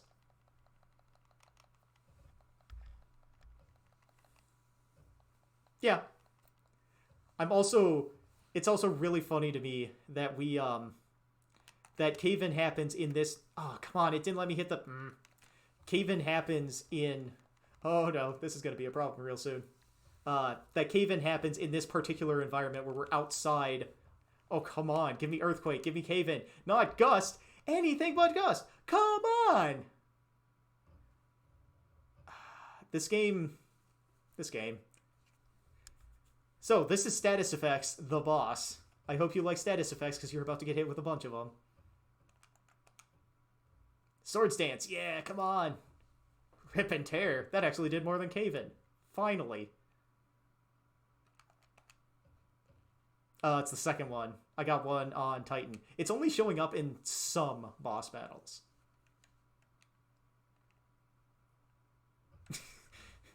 Yep, she's confused, and, like, I could do something about that, but I think just gambling on Gaia is going to get me there quicker than dealing with it. There we go. I gotta press up to hit him. Oh, no. I should have dealt with that. Well, let's see what Cave-In does for me. It's probably going to take out a bunch of the flowers. Oh, well, at least it hit the Dragon Pod there. Yeah! Fight solved! Now I just have to win.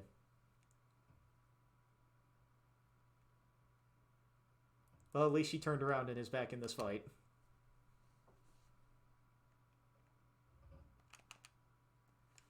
She's been poisoned. And poison slowly drains her health. And then on top of that, she got hit by an attack that blinded her. Blind? Wait, why is he crouching down? He shouldn't be able to be hit by blind. I like how Cave-In did 84 to that flower, huh? Oh no, it's that he's at 19 HP. He's nearly fucking dead. That's why he's crouching down like that. But the girl in the bottom was hit by poison, and then she was hit by blind. And blind in this game is noted by, like, getting a pair of cool shades. A bunch of, like, some Ray Charles shades, because, you know, when you're blind, you wear shades to show off that you're blind, you know? Like, it's just visual shorthand for, oh, this person's blind.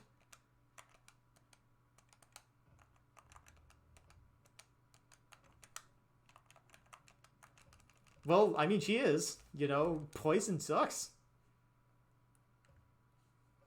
Yep.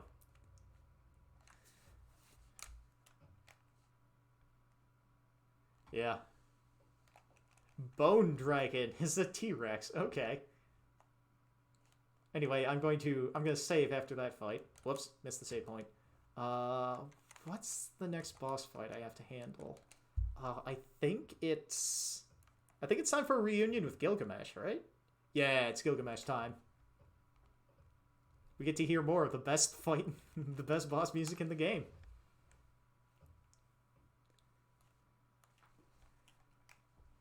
So what do you think the circumstances of the next Gilgamesh fight are going to be? I've already spoiled that it's a fight against Gilgamesh, but what do you think how are we going to fight him? What are the circumstances of us fighting him going to be?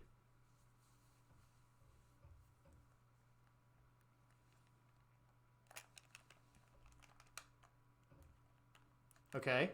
Well.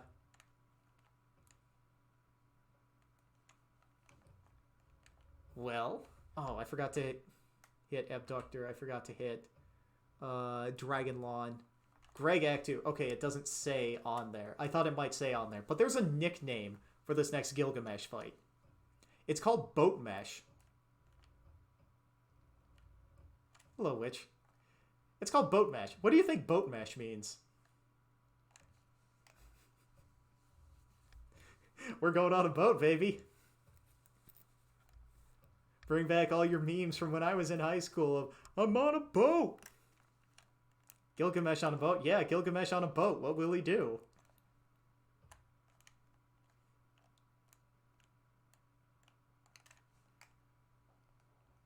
It could be funny.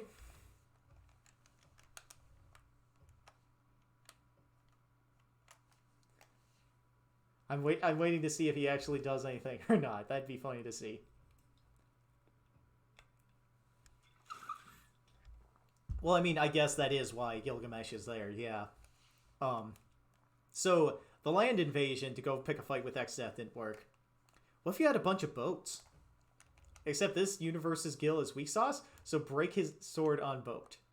Well, Gilgamesh never gets to the point where he's destroying the boats. He's here to kill all the people on the boat. By the way, Witch, I want to point something out here. Look, there's 2 sheep in this village. We're going to wander into the inn. And we're going to sit down for dinner. The werewolf is going to walk out. The werewolf is going to walk in. Eat your fill, he says. Chew, chew, chew, chew. Fully restores our HP. He gives us a little something for the road. And then we walk outside. There's only 1 sheep.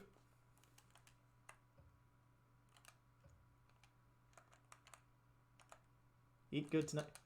Who sells high potions? Do you sell high potions? Yes, you do. I need a couple of you. 10 more. Yeah. Yeah.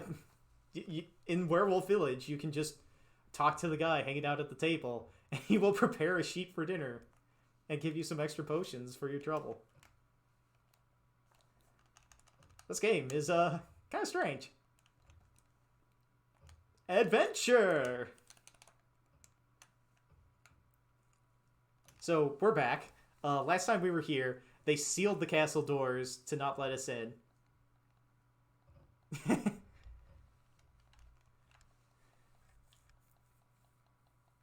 I hope he's pulled up Microsoft Paint and is currently preparing, like, a Fate shitpost. That'd be amazing.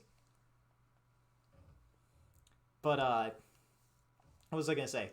The plot at this point is we were not let into our own castle because they're not bothering to look over the door on top of the castle, like, stand on top of the castle walls, look over, and just be like, huh, I wonder if that actually is our king, the dude who's in charge of our entire fucking nation, leading our army against the evil warlock evil warlock Exdeath, or some guy just pretending to be him. I don't know. Could be anything.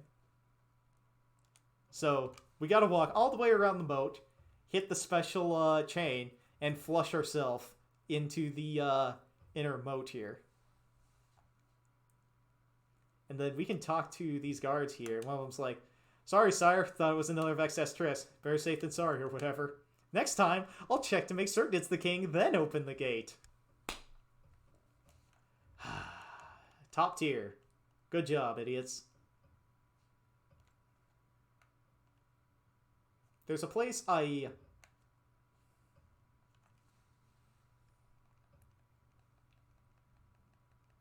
Yeah, it doesn't line up right. Just like this Moogle that we're standing underneath, on top of? Oh no. Hello, Witch. How's it going? Good.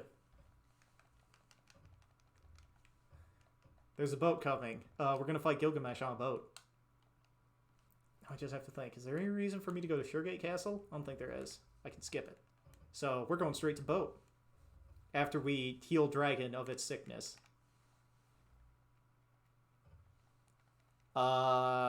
Special boats unique to this world that have big old paddle wheels and are warships, even though there aren't, like, any cannons visible on the deck or anything. Yeah, clearly. Even still, like, they're... Well, okay, I guess I shouldn't say they're right next to the castle they're going to attack, because it's in the middle of a fucking landmass and they're not near it at all. But we're going to see some boats. Yeah, like, I guess the point of most of these boats are that they are carrying an army that they're going to discharge on the beach, D-Day style, and they're going to try and take over Exdeath's castle. Yeah, that's probably what's up here.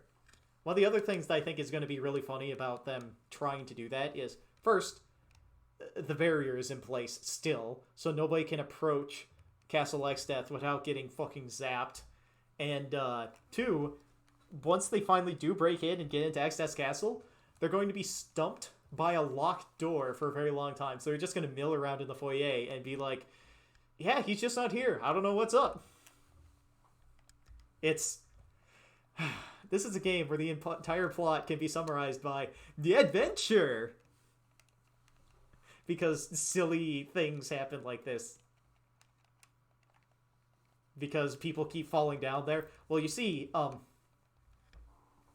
well, the problem is, the herb that we picked up that will help this dragon, that we beat that last boss, the Dragon Pod, for, is poisonous to people, but we had to prove that it was safe for consuming for dragon. So pink hair girl, Lena, ate some of the poisonous herb herself to be like, no, see, it's fine. You should totally eat this. And the dragon ate it, it got better, but she got poisoned and fell down. And then Kryl, who... And then the blonde girl there, who's, like... I don't know, she's got weird powers and she got crazy sick because a turtle sage was, as Bart's put it, as our main character put it, psychotically communicating to her. Not psychically, psychotically. And so, like, runs out of bed to come down and say hello, and then immediately collapses from the exertion of, like, being sick and wandering around when everything hurts. Where's my next plot point? Next plot point is boats? Right? I'm pretty sure it's boats. Or do I... No, right, it's not boats yet. I have to land on Turtle Sage Island because I was told to go visit the Turtle Sage. And then, Exdeath does a thing. The evil tree, the evil warlock, he's about to do a thing. Look at this. We're gonna go run over, hop back on the Windrake, zoom out a little bit. Zoom out a lot, actually. Oops. There it goes. Exdeath just sunk that entire damn island into the ocean. He is a very powerful warlock that we should be very afraid of.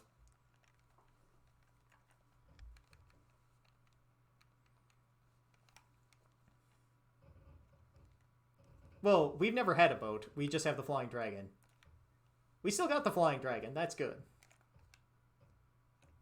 Yeah, weren't sure that the dragon was going to rise up out of the ocean and be good to go.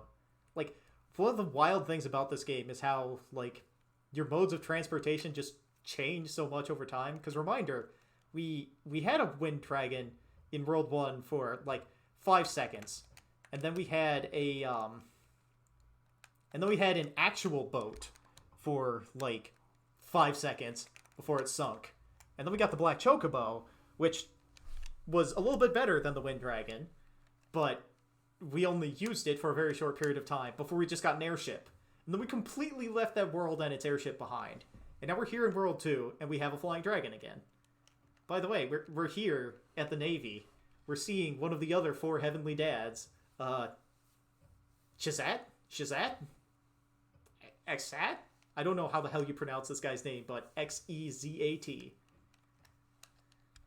Zizat? Kazizit?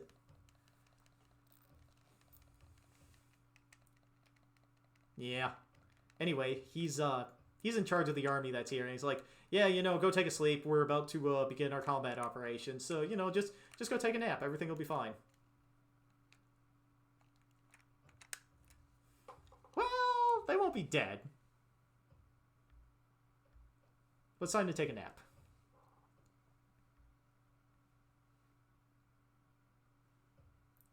And then, boom, we're under attack.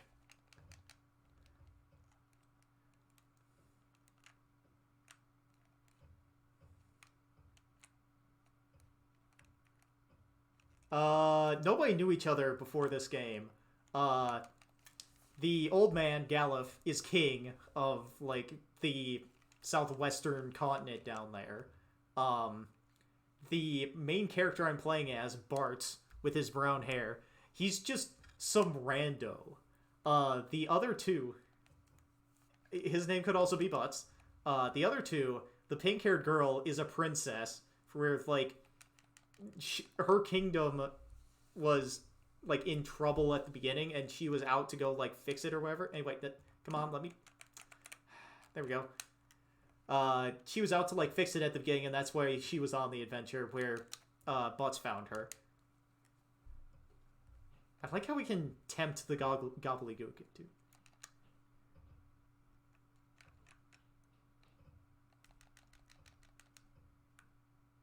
Yep.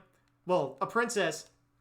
Well, a princess, a king, and then the purple-haired girl is a pirate, but secretly, she's the older sister of the princess, so she's also a princess. So it's two princesses, a king, and some rando.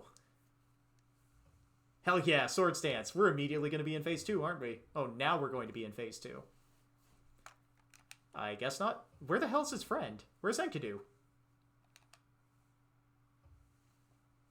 Big Wave? Huh, Big Wave does alright damage.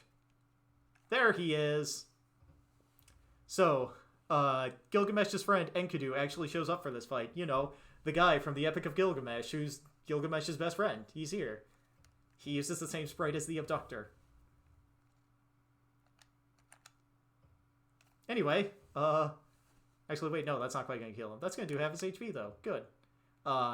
Enkidu has White Wind, which will heal for the HP he currently has, and then he also has a special ability called Gaia. What Gaia does... Or, not Gaia. My mistake. He has Vampire. Vampire steals HP equal to what's missing, so... Oh, good, we actually got him with Whirlpool. So... Well, yeah, he's going to drain, like, thousands of HP from you, and then heal it to himself. Dear God, Bartz. That's 3 Swords Dances in a single fight. But the reason this battle turned out really well for me is when I hit Gaia there, I got an ability called Whirlpool. Whirlpool sets in enemies HP to 1, a vulnerable's enemies HP to 1. It set Enkidu's HP to 1, and I just hit him. Like, this is another boss fight that's vulnerable to instant death. So, like, at the start of the fight, if you've got a Berserker or something, or you have any way of just setting dead on somebody, you can just instantly kill Gilgamesh, and then he's going to complain about the fact that Enkidu never shows up, and then he's going to leave. This game is great. It does. And like, on top of that, the status conditions in this game are really powerful and useful. Like, a lot of times when you make an RPG, a lot of times what'll happen is they'll, like, make status conditions not useful at all. Like, who's gonna bother throwing around sleep? Every boss is immune to it. There's no point. Unless you're Final Fantasy IV and every boss is weak to slow, but, you know. This game, like... Bosses are weak to really weird status conditions. Like, a lot of jobs have gimmicks that can just turn off certain bosses or completely trivialize some bosses. It's really great. Like, you have a lot more freedom in this game that you wouldn't have otherwise. Just because they let status conditions be good. So anyway, if you said the next plot point of this game was going to be, we're in a submarine... then congratulations, you properly guessed how we're going to get the massive army onto the landmass. So the barrier that's going up around Exdeath's castle is supported by 4 towers. The 4 barrier towers. We're just gonna go... We're going to drill under one of them with the submarine, and then we're just gonna come up underneath it and blow it up. That's our plan. Adventure! Adventure! Anyway, we're in the barrier tower. Another, I'm going to say, hell grind is about to happen here, because I need some things from the monsters in this dungeon here. We're sort of, I don't want to say stuck here, it's just inconvenient to leave until we're done. And this dungeon goes away because we blow it the fuck up so that we can invade Exdeath's castle. There's a monster in here called the Reflect Knight. It drops an item called the Reflect Ring. I want 2 of these so that the battle against Exdeath at the end of this world is going to go off without that much of a hitch. It's still going to be tough, but, like, the most dangerous phase of the fight is going to be easier because I have these Reflect Rings. I need the safety. So...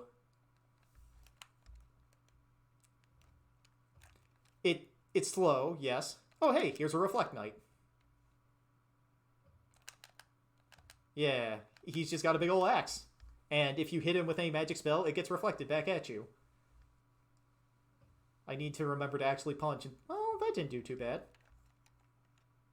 Alright, he's dead. Is he going to drop a ring? No, of course not. That'd be too convenient. So I'm going to keep track. That's 1 Reflect Knight fight. Each Reflect Knight on its own has their own chance of giving up a Reflect Ring, so we need to go to the floor. This is too much of a painful encounter, I'm not going to bother. So we need to go to a floor that's going to have, like, an actual good chance of encountering Reflect Knights on it. And then we're going to run through everything else. That chest to the left of me over there?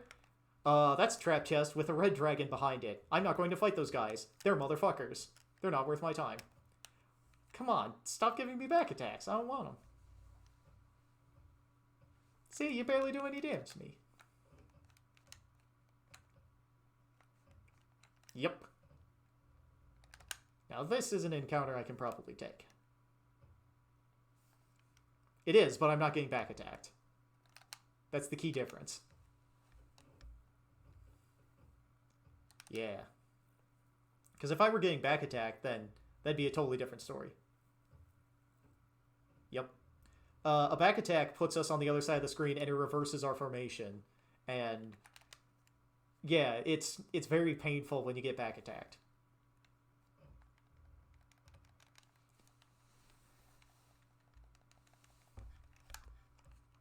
Yep.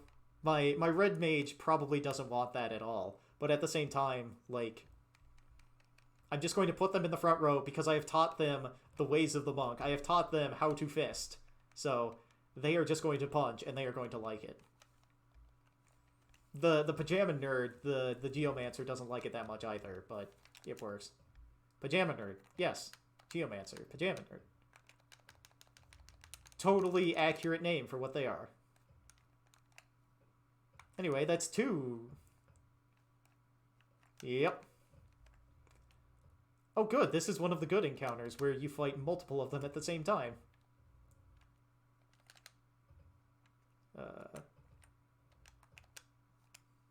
That's a lot of damage.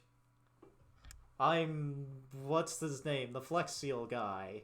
And that's a lot of damage. I don't know the memes, I'm sorry. Not a good meme connoisseur.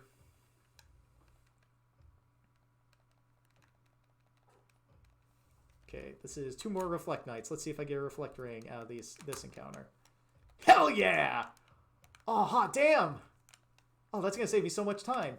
The other best place to grind for Reflect Rings is on this specific floor right here, because almost every encounter here has a Reflect Knight in it. Yep. Right, but that's 5 total, and I have 1 Reflect Ring.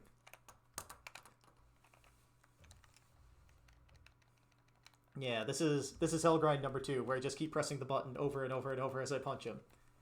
We're currently at the 6 hour 30-minute mark of the run, and this is going pretty alright so far, you know? I've had decent luck. Who knows? It could be either of us.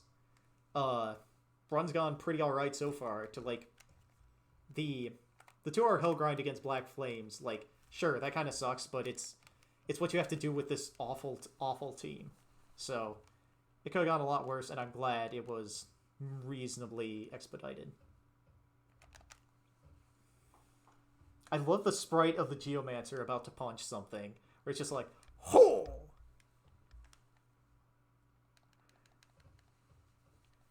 I also like the weird enemy designs here, too. Like, the weird creature hugging a magnet, the lady hanging out on the moon.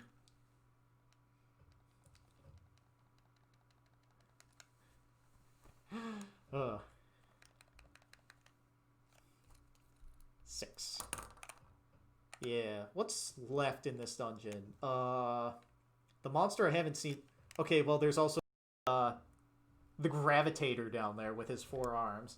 And then the level tricker is like a parking meter where it'll count what level you are, and if you're a level divisible by 4, it'll hit you with level 4 Graviga.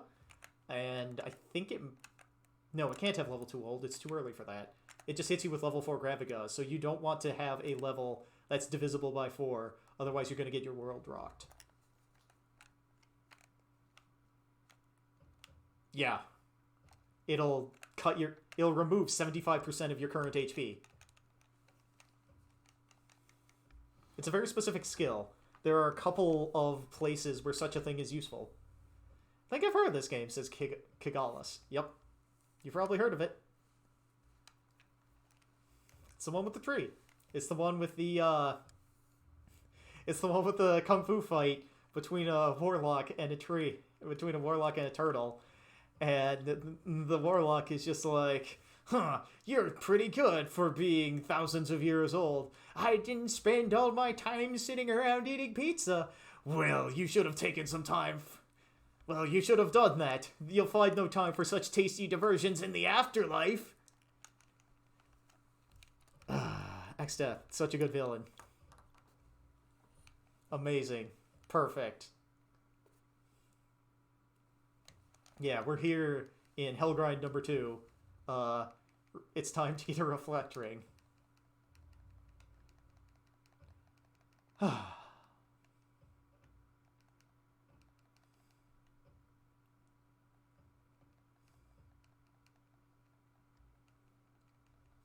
yeah? How do I do that? I flex?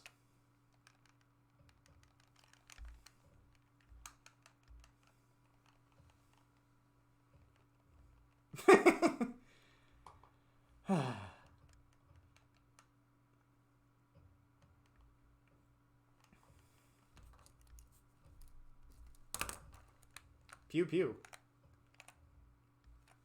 Yeah? Unfortunately, Exdeath is powerful enough to sink an entire island on his own, so I don't know if that gun is going to do all that much against him. This is...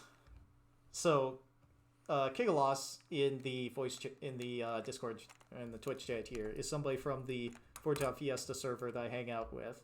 And this is Reflect Night number 10. I already have 1 ring. I want a second.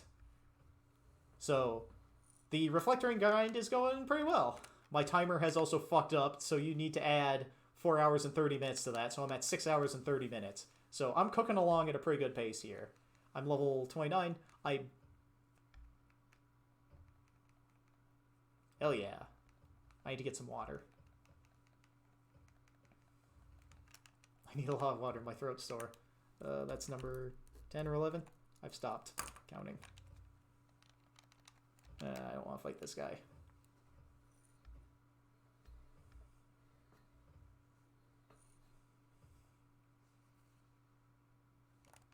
So the Forge Out Fiesta usually is like, you sign up for runs and you are given a team, like randomly. They're running a... Well, I can win this fight. They're running a special event right now where you are given a specific team, and the goal is to complete it as quickly as possible. So some guy who's like an actual legit speedrunner of this game has completed this Fiesta event with this garbage team in 6 hours and 30 minutes already. So he's already done by now, if I compare myself against him. But yeah, I'm doing so great. But he ran the game a couple times. I'm looking to run it once and not run it again until it's Fiesta time, you know?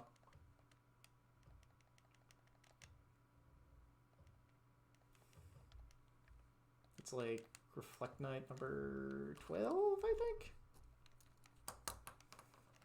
I've been told I want a second Reflect ring, so I'm here to get it. And actually, my throat is dry enough now that I'm going to... Yeah, I need to wander out, get some water, and I need to get some cold stuff. See you soon.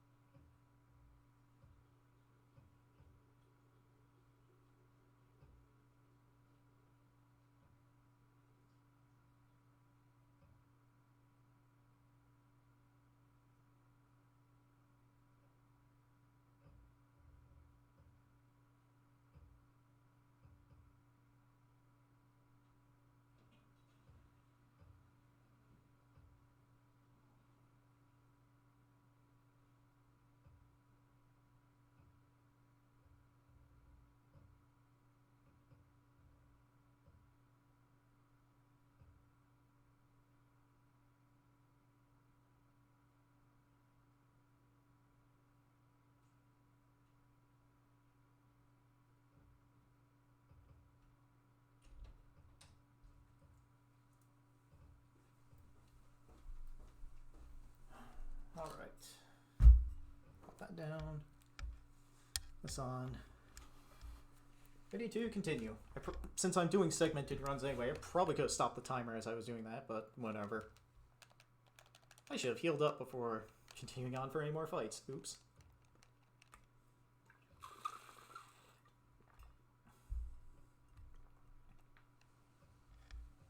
Discast Fist. I was hoping that would be a Reflect ring. Yeah. So how you doing, Witch? Yeah. I don't feel particularly great. I haven't felt great for the past couple days, but, like, it feels like it's a respiratory thing. I don't think it's, you know, the Rona because of how I feel, but at the same time, it's like, you can get anxiety about that, you know? Like, my chest cavity is a bit sore, but I think it's like, I'm producing too much, like, mucus because it's cold and dry out, and that's just, like, flowing down from my nose and from my sinus cavities into other things and causing problems. Like down into my stomach and making it feel upset, like, into my lungs and making them feel not great. So, like, you know, you don't want to go out and do anything. You're probably not sick, but at the same time, like, you don't feel good. So, yeah. That's how I'm feeling right now. It sucks. Oh, man. You know what I never did? I never turned the sound back on after, earlier on in the stream. Second Reflect Ring is here. It only took like... Actually, hold on, I need to check how many Reflect Knights it took. Where's the Reflect Knight in here? Reflect Knight, 16. Oh, it only took 16 Reflect Knights. Perfect.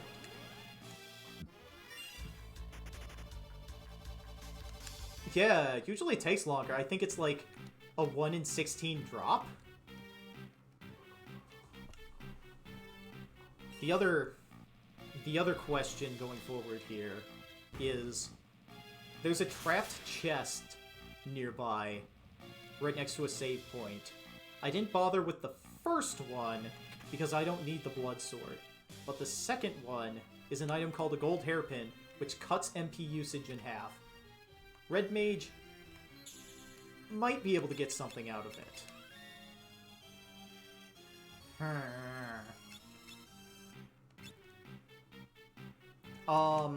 The first one is guarded by a red dragon, which is an absolute motherfucker of an enemy.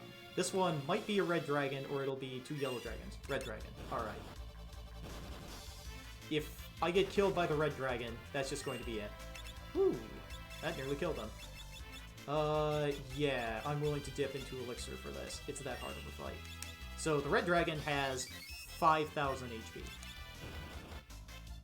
It's a lot for this point. It absorbs fire, and it's also an undead creature, for some reason. Yes, it is! If I...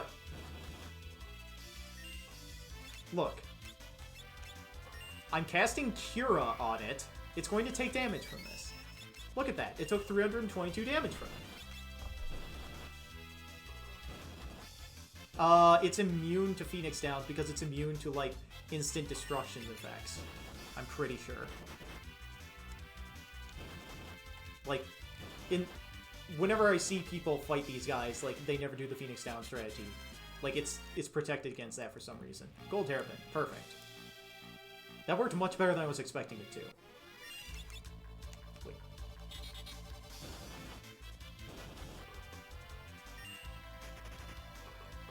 The Ziggurat Gigas? Yeah, it showed up in World 1 in the, place. Karnak Castle.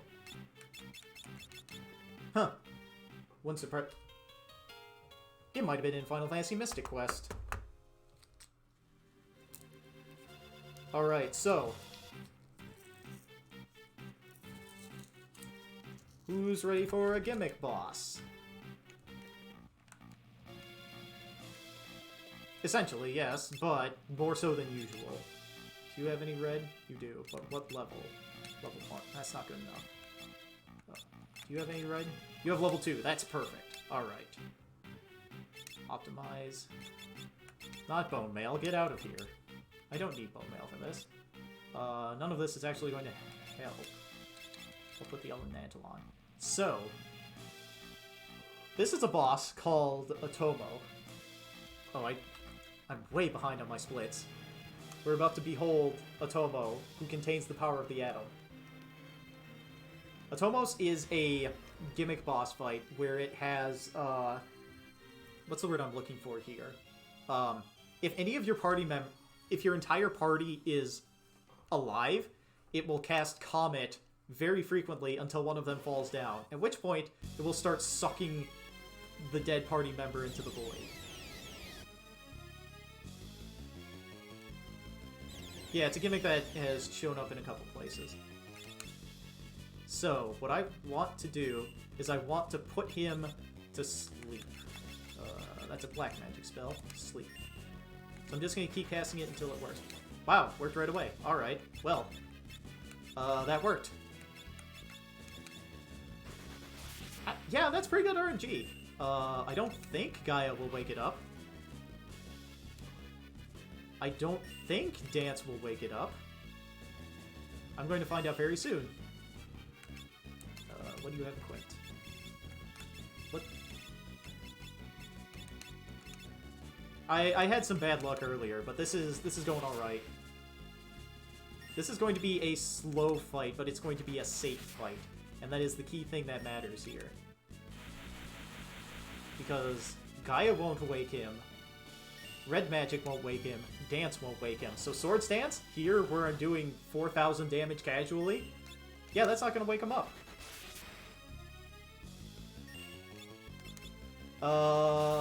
20,000, so I just did a fifth of his health real quick. Like, this is sort of a damage check boss to see if you are capable of doing enough damage to take him out. And, you know, for some teams that's a problem, but for me, with Red Mage, it's absolutely not. I just gotta hope that, you know, Dancer up there cooperates every once in a while.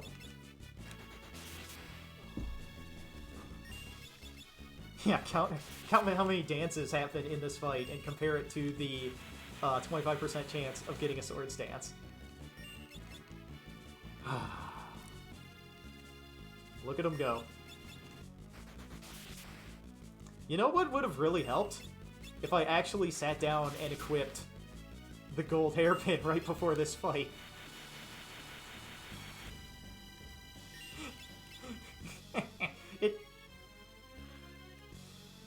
I am going a little too fast, perhaps. A little more deliberate pace could be good. I have no idea if breaking a Thunder Rod will wake it up or not, but I'm just going to keep pressing the buttons and hopefully eventually it'll work. If it comes down to it, I'll chug an ether.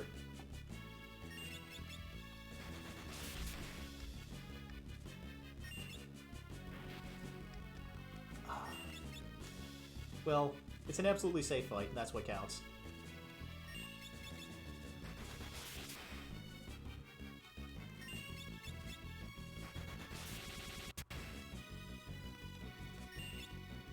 Sleep does not wear off unless you are hit by something that wakes you up.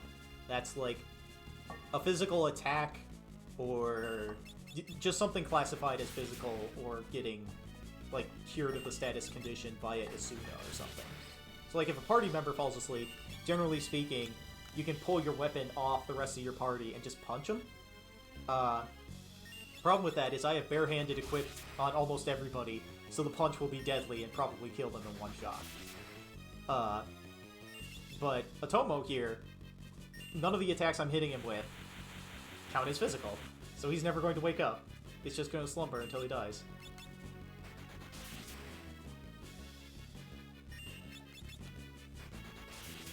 Swords... Yeah, Dance is...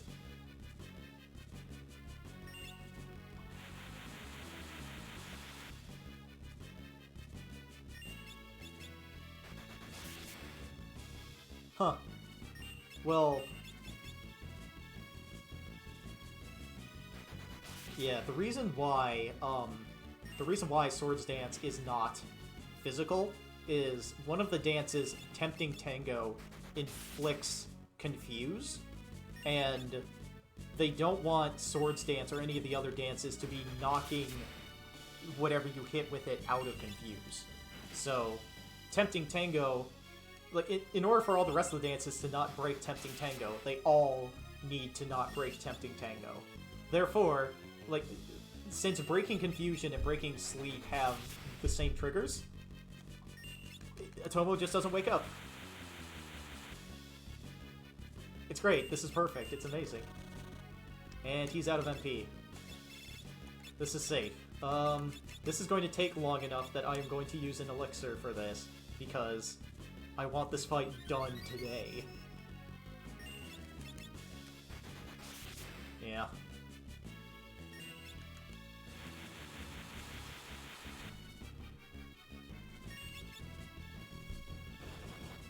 Yay, finally another Swords Dance. And that's it! That ends the fight. Well, Bart's up there. GG Elixir, yeah. I mean, you never know it's going to be a waste until you actually use it.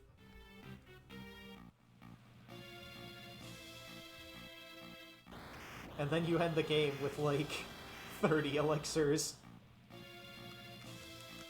Yeah. Yeah. At any rate, Otomo's down.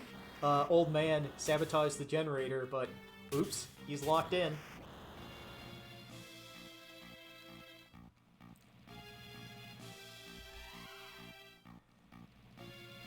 Well, he's not here. He's here to stop Exdeath, and a minor thing like, you know, generator safety or whatever isn't going to get in his way.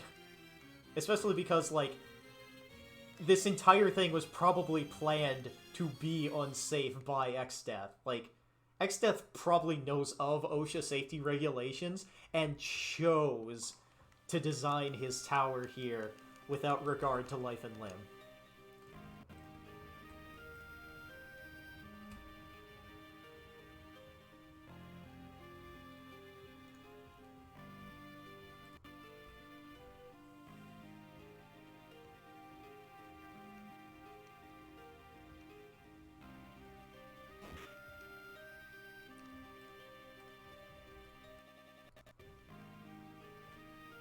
Yes, he's being belligerent, and therefore we're gonna cheap shot him so that he doesn't put up a fight as we make our escape with him.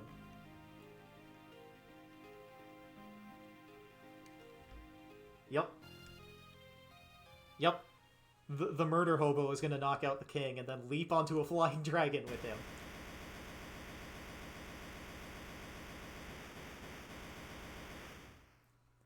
Goodbye, barrier.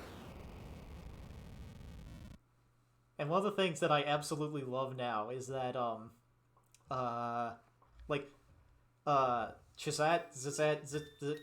this guy, his army, is going to just stand around in the foyer of the castle and not do anything for a bit. And now comes one of the sequences that Final Fantasy V is not known for, but has. A waiting sequence. We have to wait for Galuf to grieve. Yes. This is not the only time it happens. Earlier, we were thrown in jail, and we had to wait for the guy in the next jail cell over to start throwing around dynamite and blow his way out.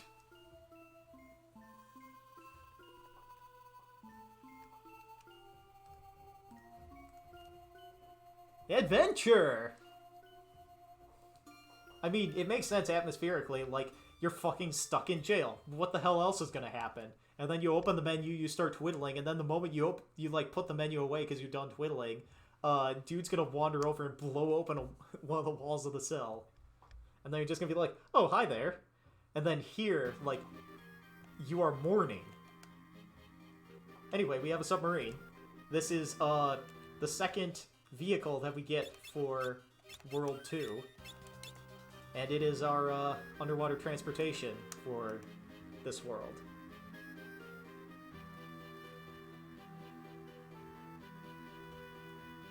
Well, no. We need it so that we can get over to that dot sort of in the center of the screen over there. Remember when Exdeath, sunk the Turtle Sage's island? Yeah, and turtles are aquatic. So, we're just gonna go visit him. After we take a sleep in the, 4 chairs that are in the underside of it. But yeah, we're just gonna go down and visit the Turtle Sage. Yeah.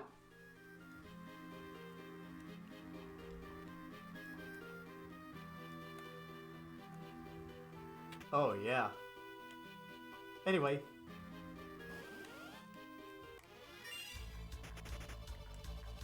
Oh, yeah. This is like a modder versus Merrimack situation going on here, where, like, 2 guys can, like, hang out there, but, like, it's not comfortable at all. I hit the wrong treasure chest, I think? Oops. So the gimmick here is that you've got 5, holes that you can put things in, and you gotta pick up the rock and put it down. Here's another fun enemy called the Metamorph. Its name is Metamorph. What do you think it does? No, it changes itself into other enemy shapes and then casts a spell or uses an ability. It can transform into Ifrit, it can transform into Shiva, it can transform into an enchanted fan from the Ronka Ruins. I think it can transform into one of the Gigas shape enemies and give you a strong punch. It can transform into a lot of things. These guys are notable because the old man form of the Metamorph drops an item called the Staff of Light, if you crack the Staff of Light by brandishing it in battle, it casts Holy. Holy is like... is the most powerful spell in this game as a single target damage option, and Exdeath is weak to it. The problem is, part of the reason why Holy is so good is that you can boost its damage output by wielding the correct equipment because it's Holy element. The Staff of Light does not boost Holy when you crack it to fire off Holy, so it just kind of does okay damage, you know? Yeah. Because, like, later on, if you have what... Man, now that I'm talking about, like, casting spells and stuff, you know what I realized I should maybe try and do? Oh, no, transform! I ought to put the gold hairpin on the, Look, I can hit him with Tempting Tango and get him to turn around. Perfect. Good job, Bartz. I had to actually put the gold hairpin on Galuf. It's probably a smart idea. Oh, I need to get... Oh. I'm thinking about whether I want to do the next boss fight tonight, or whether I want to leave that for another day. Because I've taken a, like, Tylenol cold and sinus, but for night, and I've heard that these things put you to sleep.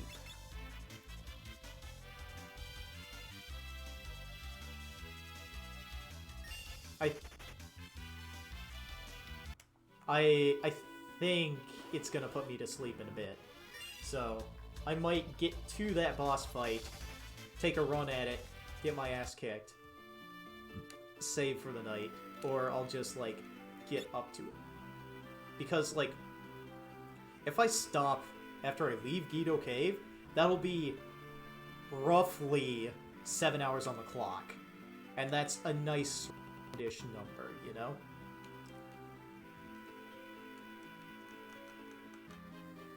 I never hit the button.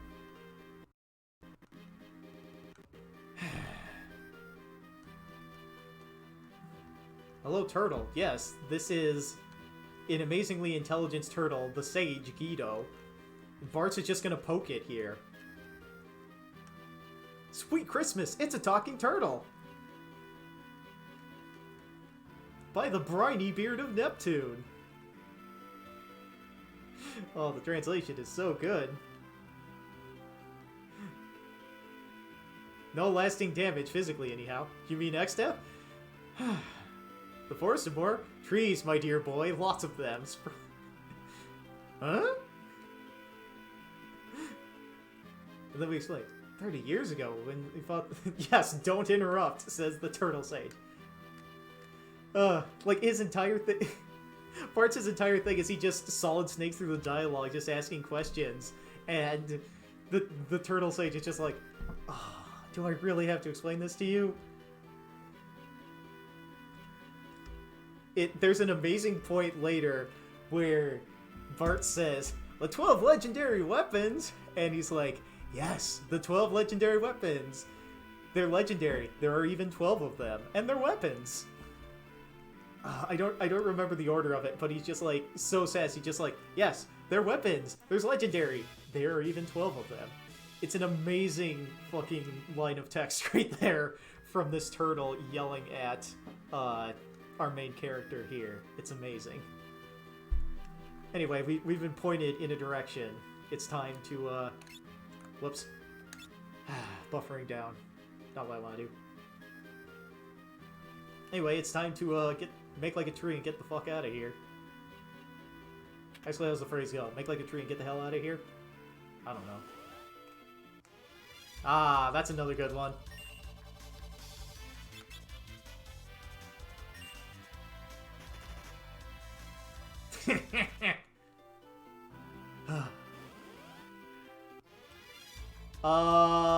Well, we might be the state of hockey, but our governor might be, stopping it.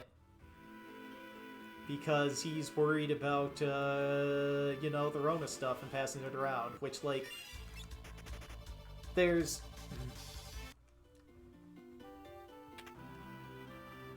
I know, right? So strange. But at any rate, like,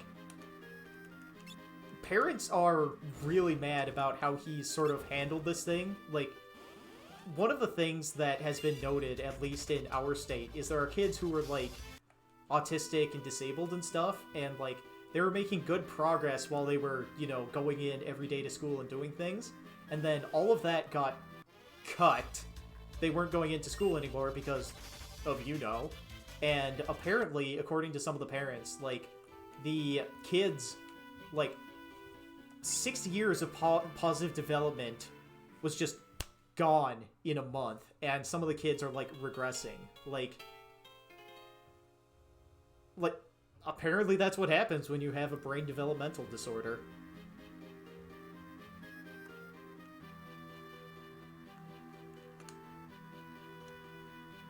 I don't know the specifics, but those are the claims I hear.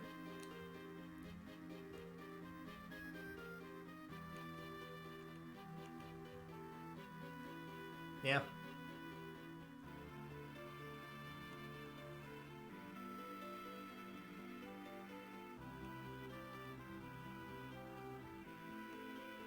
Yeah, we'll see. I mean, people are gonna have a lot of fun once the current moment has changed, doing like scientific studies and stuff to talk about just what the hell happened. So, well, yeah, but like, there's stuff you can do now, and then there's stuff you can do, you know, once it's done and you have all the data in front of you.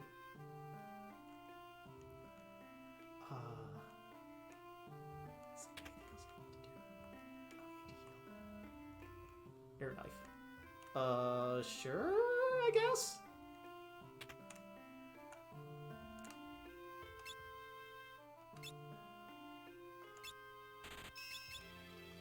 Huh. Not only does it attack your body, it also attacks your brain. Alright. Like, we're talking about the actual plague and not the current circumstances, right? Huh. Intriguing. Anyway. Yeah. Anyway, we've made it to the Great Forest of Moor. The gimmick behind the Great Forest of Moor is that the encounter rate is jacked up into the fucking stratosphere, and some of these encounters are really sticky and don't want to let you go. But most of them are, like, they're a waste of time for almost every team that comes through here. Very few people want to actually fight in the forest. Like, look at this encounter. 3 angry trees and a bunch of mages that cast the spell that makes you small.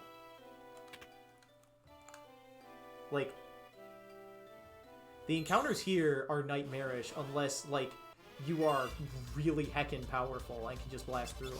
Like, I'm getting stuck in this encounter right here. And I'm going to throw out a couple abilities. Yep, all it took was a Tempting Tango to get out. And then there's also this, this sort of fog of war going on, where you have a sphere around you where you can see things through the thick forest cover, and you have to find the weird, like, knots in the trees so it opens up passages. Like, this place in some ways is a maze that's just awful to try and work your way through the first time you're here. Yeah. It's not the Lost Woods where you have to follow, like...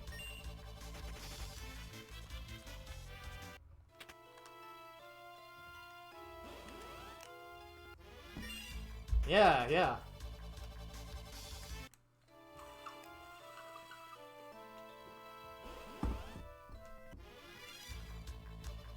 Yeah, yeah. I mean, some people... I know...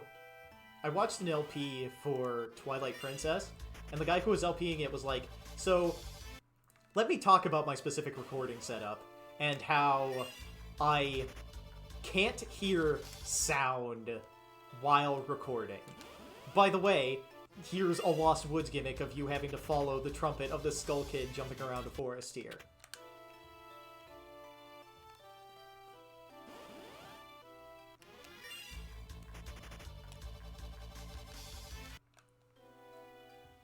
In Ocarina of Time? Oh. I've never seen anybody play it, and I've never played it for myself, so I have no idea. Yeah! Yeah, it is! Zelda 2. Another hard game.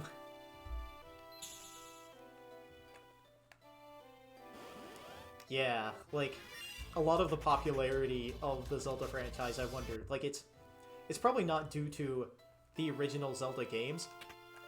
It's probably due to Ocarina of Time, right? Huh. Alright.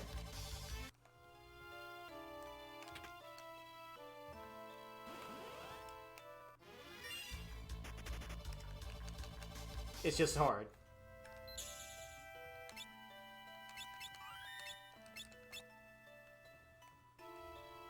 Yeah, as was the style at the time. Okay. That guy. Elixir. There's a Morning Star up here, which I don't need, but I'm going to grab because I need Marley.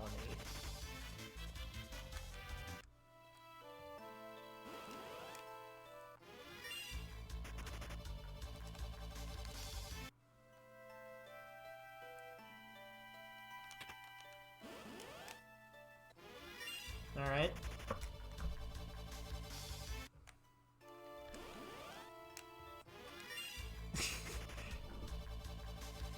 Wait, I'm not Zelda? What? Anyway, so what's this about map layout?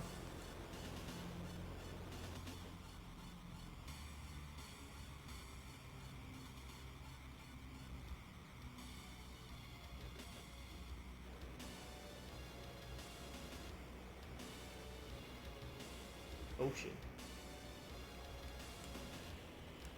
Huh.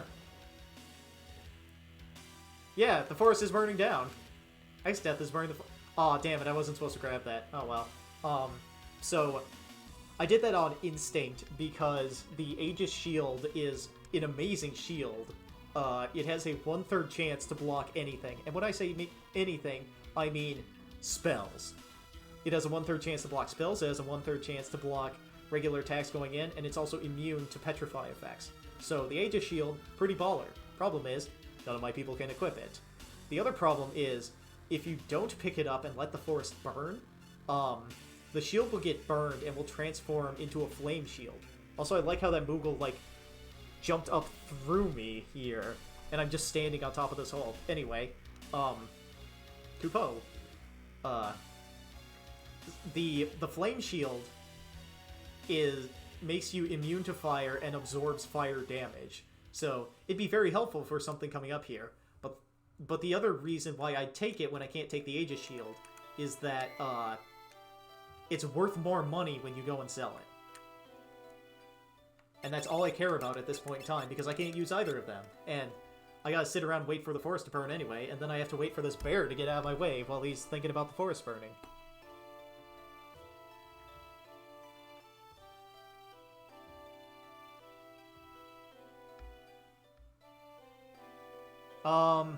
Low, because and then if you check the chest afterwards, it's empty. The way there is a sound mod for the Game Boy Advance Final Fantasy V, but the problem with it is that it's trying to change the Game Boy Advance sound font, so it sounds a bit more like the original PlayStation, not the PlayStation, the Super NES release, because, like, the Game Boy Advance notoriously is not up to the same standards as everything else when it comes to sound. Anyway, who's ready for taking a swing at one of the bosses that's going to be, like, an absolute fucking problem? Elven Mantle, Elven Mantle, Elven Mantle, Flame Ring. Yeah, I'm pretty well set up for this. What does Gaia do here? I don't remember. Air-handed, red. That's fine. This is fine. Okay. Actually, no. I know what I'm going to do.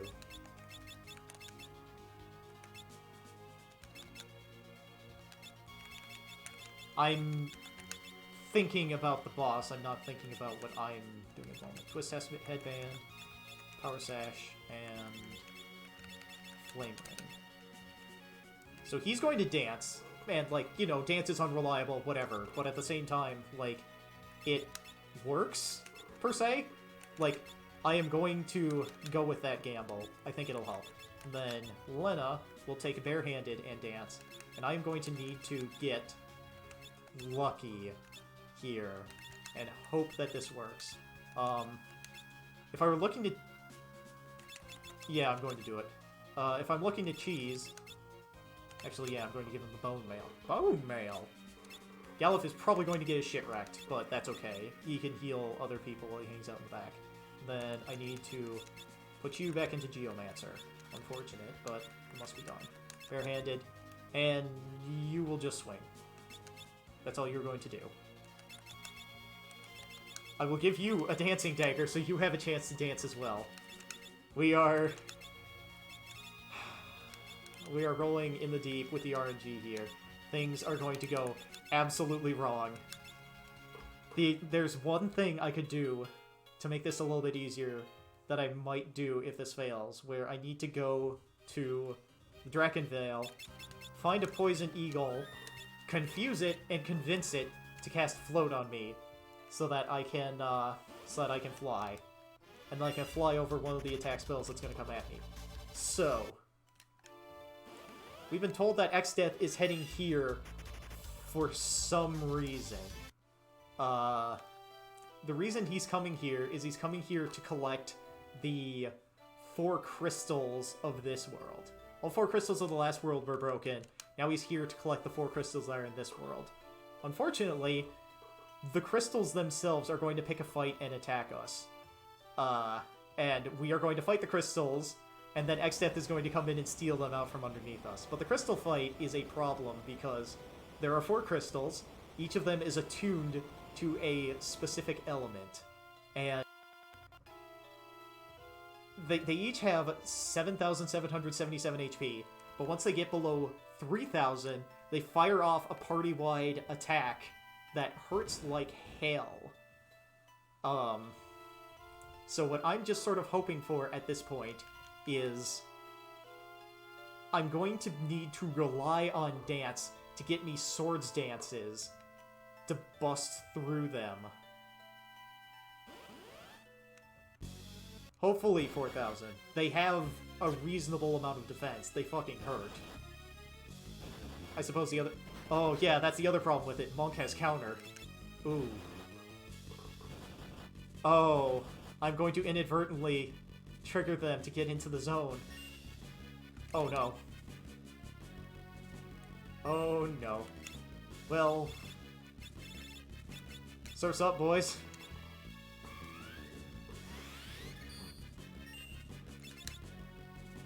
Well, there's a Swords Dance. Let's see how much it does. Okay. That was 3,700 damage. Okay, let's see what you're gonna do here. They all did physical attacks, so I think... Hell yeah! Gamble is successful. Okay, that's the first one down. Now let's take it a little slow. Make sure we maintain our defenses. Now,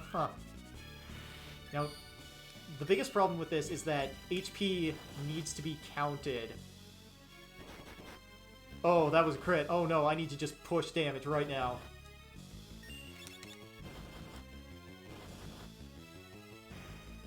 Whew! Okay. Alright, this is going alright. I will say, this is fine, this is fine, this is fine. Part of the reason why this is working so well is because none of them have fired off their entire party-wide attack yet. So, wait, I just attacked the wrong one there. Oh, fuck.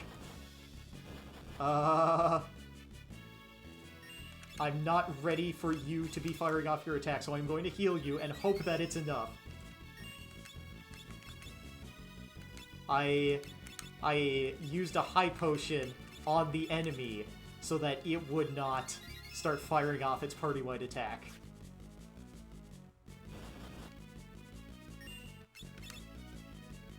Look, look, look. These things happen. These things happen. These things happen. And things will continue to happen. And now I'm in an okay place to fish for swords dances here, so let's start doing that again. Oh no. You know, I'm just gonna throw an elixir at it. Just make sure everything goes fine. Because, like, because of the flame ring I have equipped on Bart's, as long as I can take out the last one in the back over there. Okay, I don't think it's... I don't think it's in the panic zone yet, but I'm going to keep fishing with Swords Dance against it. And hopefully... Yes, it's still in the punch range. Okay.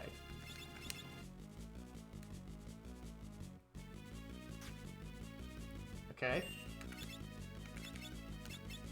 I'm going to take the Dancing Dagger off, because I don't think it's going to help me here. I accidentally targeted the wrong person. That's fine. This is fine. I just need to make sure that Galuf doesn't die. Okay, there's Swords Dance. That might be enough to kill it. If not, I'm just going to regularly attack it. Okay, yep. Uh-huh. Yes, perfect. The fight is won. So, here's why. That monster up at the top up there has a, each of these crystals has an element to it. The element at the top is fire. I think the front one is water. The bottom one is earth. And the left one is wind. I equipped a flame ring. Would you like to take a guess what happens, what's going to fire off the party-wide fire attack when I have somebody that's... When I have somebody... Yes! So, there's no way I can lose the fight now. First try crystals, let's go! And sure, like, everybody else is going to die, but it's fine. You don't actually get XP from bosses in this game. Yeah, no EXP from bosses. It allows you to beat this game at extremely low levels, like, say, Bart's is level 4, Lena's level 4, Galuf is level 4, Ferris is level 5. Like, that's the kind of stuff you can get up to in this game because bosses don't give EXP. Victory! 15 APB. The only thing that happens is, like, everybody missed out on 15 ability points for their jobs, which, like... Oh no, that's such a big loss. Anyway, Exdeath is here.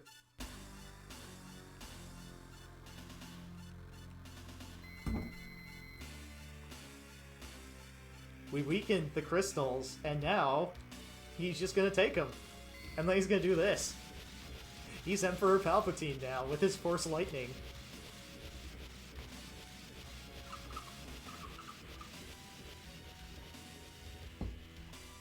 Yep. So he's just gonna laser us. Meanwhile, Granddaughter, somewhere a continent away, is gonna get told by a Moogle that something bad's going down in the Forest of Moor, and she's gotta go help her grandpa. So presumably, we've been getting Force Lightning for hours at this point. Time for your viscera to see the light of day. Now die.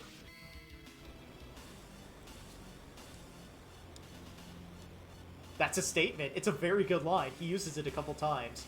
But Kryle's gonna throw a single sparkle at him and knock him down. And then she's gonna go try and rescue everyone else. Exdeath has, like, just been standing there laughing, saying unlimited power for all this time, but oops. Kryle can't take care of him. So, I don't know what this spell is supposed to be, but he's just gonna trap her in a fireball and throw her around the room a little bit.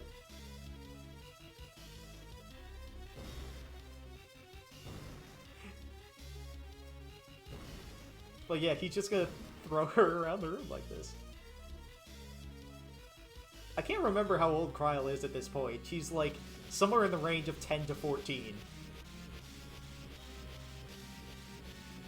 Yeah, she's somewhere in that range. Anyway, Galuf is not gonna let his granddaughter suffer this. So, try to dispel this power and your precious crystals will shatter, says Exdeath. You choose to fight me, you're going to cause problems for the world. But Galuf doesn't care about that at all. He cares about his granddaughter. He's gonna absorb whatever the hell the fire ring is, and he's going to go straight to Exdeath with it. So, this fight is a cutscene. And when I say this fight is a cutscene, I mean I live at 0 HP. What happens here is you're intended to just vent your frustration on Exdeath, just punch him to death.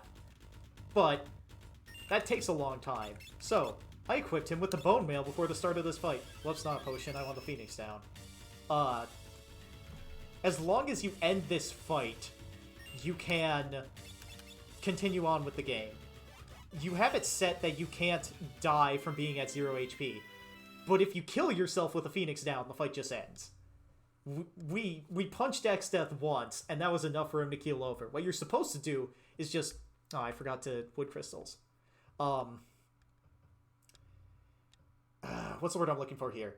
Like, you're supposed to have a slugfest with Exdeath, where he's just like, why the fuck are you still standing? And this is like Galuf's last stand before he fucking dies. Galuf is dead.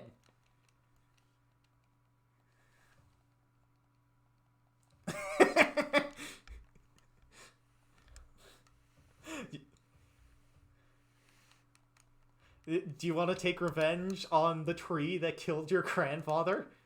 And I like how the party here, they try stuff. Like, you'll see. Like, I didn't buy the Kiraga spell, but Bart's just tried to cast it on him. Lena's trying to cast Raise. Phoenix down, Elixir, anything. Nothing is working. Galuf is dead. Remember in Final Fantasy VII when nobody tried a Phoenix down or anything on Aerith and they just dumped her in a lake?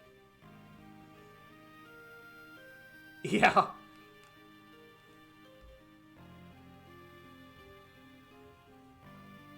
But, like, they have all this magic and shit at their disposal, and they didn't bother trying when she got stabbed. No elixir, no potion, no healing magic, no anything. They just let her fucking die.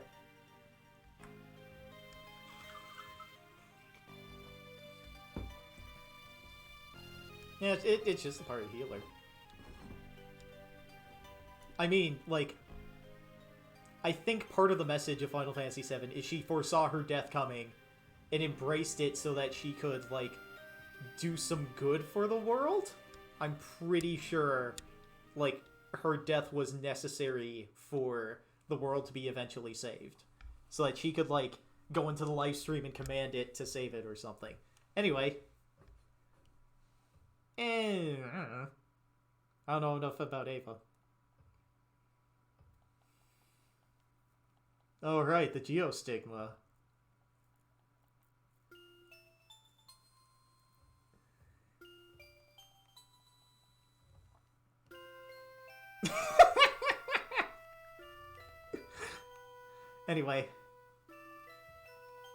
Anyway, with Galuf's last thoughts, he's passing to her his crystal shards, which give him all of his power to do anything, and she is going to take all of his abilities and just become party member number 4, which called it immediately.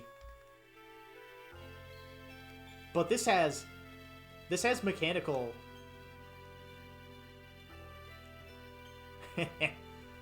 this has mechanical implications as well.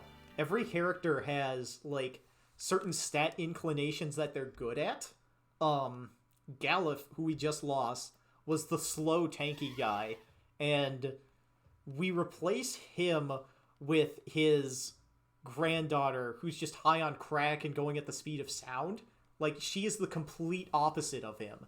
She is good at speed, and she's good at magic, when he was good at being tough and punching good.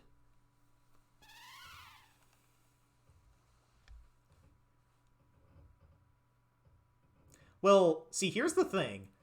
Your stats in this game are controlled by what class you're in, and the inherent stat bonuses of the character. Like, Cryo gives +3 magic and +4 speed, and that's it. So everything else she gets from her class.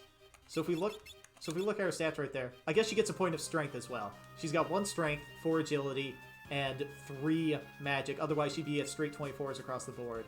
And then we put her in a different job. We'll give her red mage like her grandpa was. Give her barehanded.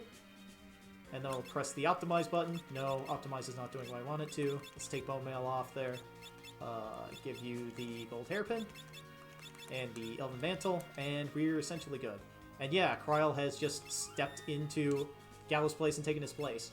And her stats since taking on the class have changed as well. She gets, putting Bare Hand on gives Monk Strength, which is 50, and then she gets +3 from the equipment she has on, the Power Sash. And then you can see how all of the rest of her... Huh?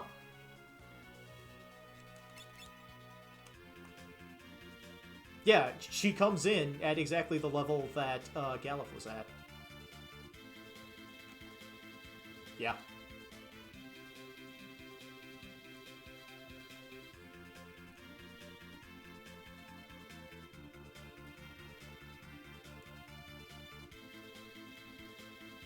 Look, she got the belt that contained all of Galuf's powers, or his bracelet, or whatever the fuck had the crystal energy in it. Like, that contained all of his powers, and it's just magically powered her up to where he's at. Like, every other character in this game is essentially cruising on those abilities. Actually, I need to fuck with my jobs again, because this is going to be good. Anyway, like, yeah, she just gets the bracelet that just powers her up to where everyone else is at, and it just works. And that's the only thing that really counts. That's all you need. You just need the bracelet for magical power.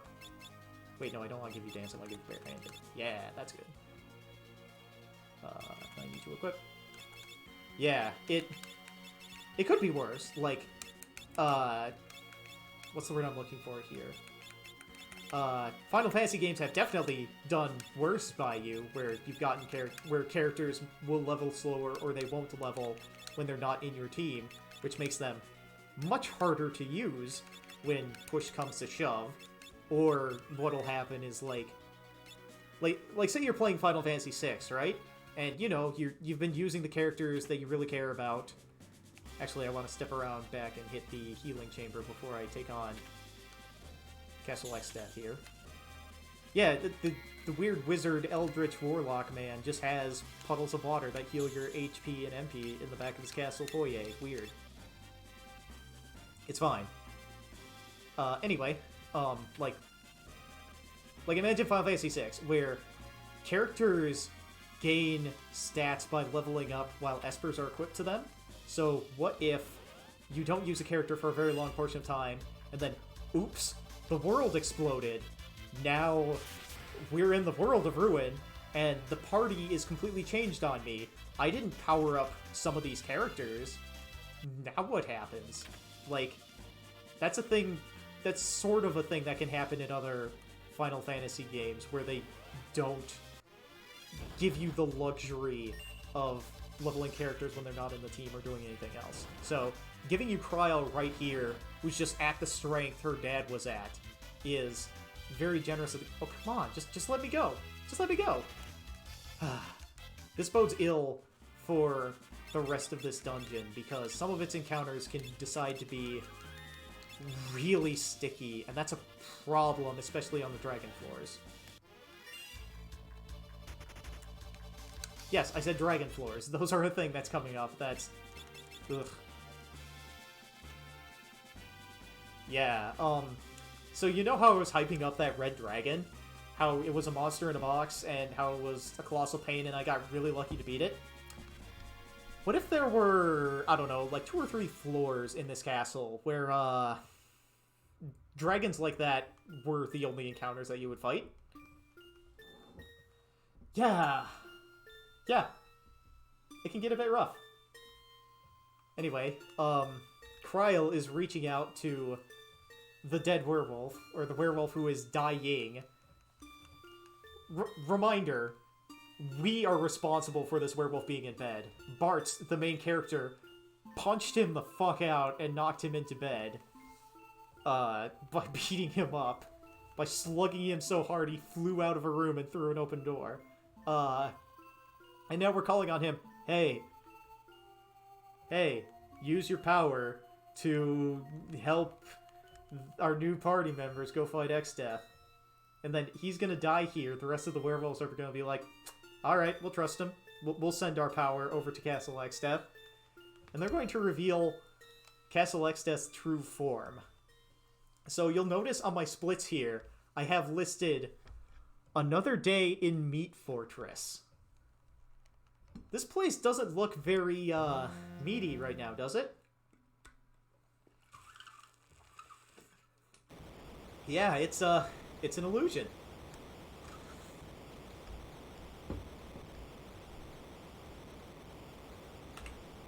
Welcome to the Meat Fort.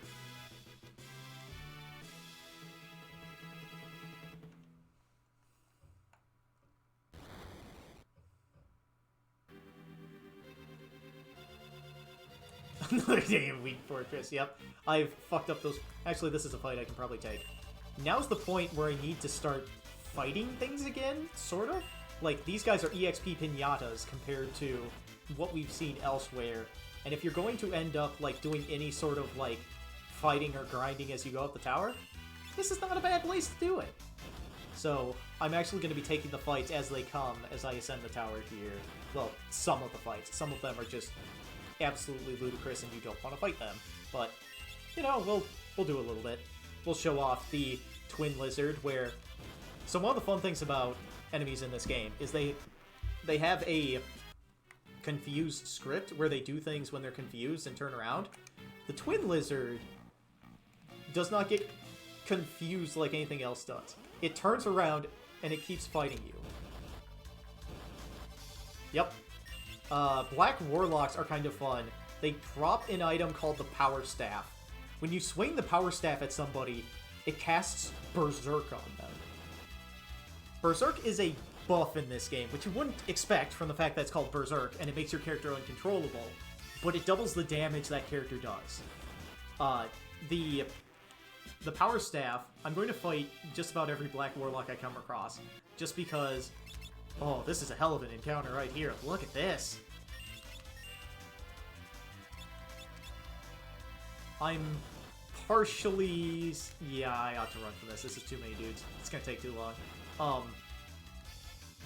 Assuming they let me go is the big problem.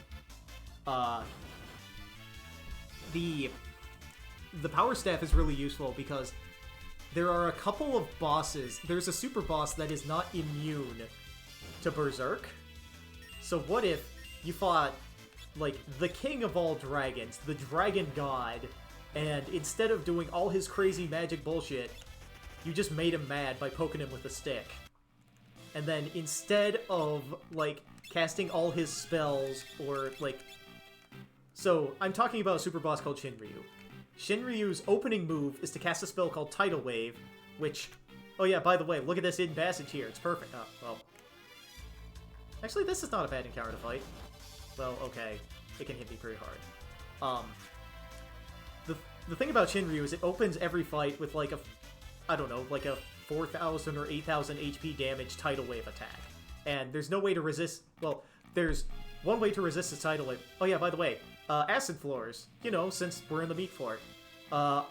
This is where Geomancer comes in strong, because Geomancer doesn't give a damn about damage floors. It just gets to walk right over them. Actually, this is an easy fight to win. So, these two enemies are called Adamantite Golems. They're made of stone. Gold needles in this game cure Petrify. They also instantly kill any enemy that's made of stone. So, anytime I see one of these guys in a fight, I can just poke them with the needle and they die. Yep, that's their spirit, leaving their body.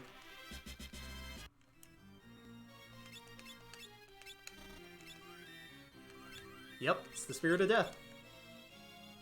Coming to take their soul.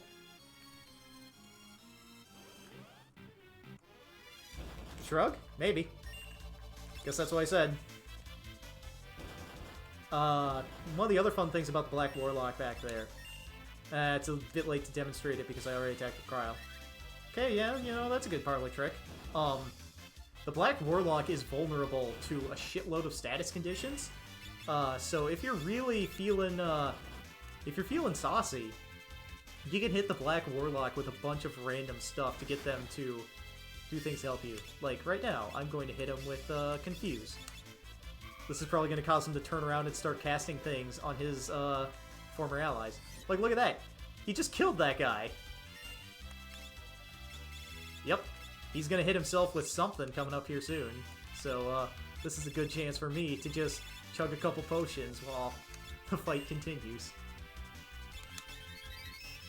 Actually, yeah, I can just throw Dance at him whenever I want, because he's not immune to that. Oh, good. Swords Dance will just take care of him anyway. Hell yeah, we're level 30. I don't know if I want to say that's a good... Oh, right, this. Timing gimmick. Okay. Well, that wasn't quite where I wanted to go, but I need to get across the central area, and you can easily see how it's supposed to work there, where you step on the button to cause it to start moving, and then you step off the button to get it to form the bridge anywhere. Problem is, if you don't time it right and it lands on one of the pillars, you will get an enemy encounter with, like, a reasonably difficult enemy instead of, like, getting something safe and being able to go wherever you're gonna go, you know? So, I do not want to fight the difficult enemies, I want to just keep going. I do not need the Kotetsu, which is a weeb sword for samurais. I need to just get through here, because right after this room is a save point. And Blaster instantly killed her. Good job. Perfect. This place is hella dangerous. What? Yeah, we'll make it through. I'm nearly out of MP on Cryo, but... The other thing is it speeds up and slows down a bit to fuck with your timing. There we go, perfect. We're leaving the Flame Tongue behind, I don't care about it. I don't need it, I don't need it, I don't need it. You're the one that needs it, not me. Okay. Base. Now, comes the hard part, the dragon floors. If these encounters decide to play nasty, you'll just get fucking wiped. So, let's hope that doesn't happen. The elixir's good. I think it's cash on the other side. Oh no, this is actually not a dragon. Good. If it's not a dragon, I can win.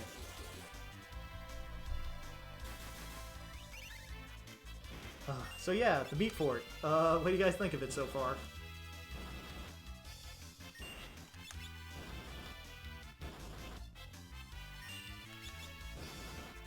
Alright. Yeah. Not with my party. So, Reflect Mages have a rare steel that is a Reflect Ring. They have no common steel, they only have a rare steel.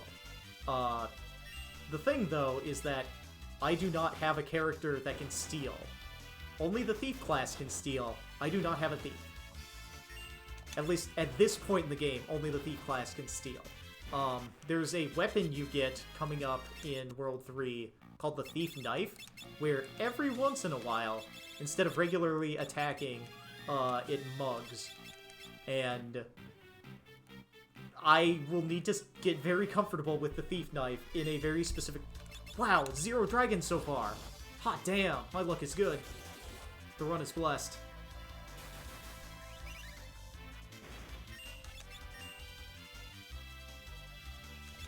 I wouldn't be surprised. Yeah. The next couple floors, like, we're not clear for a bit yet.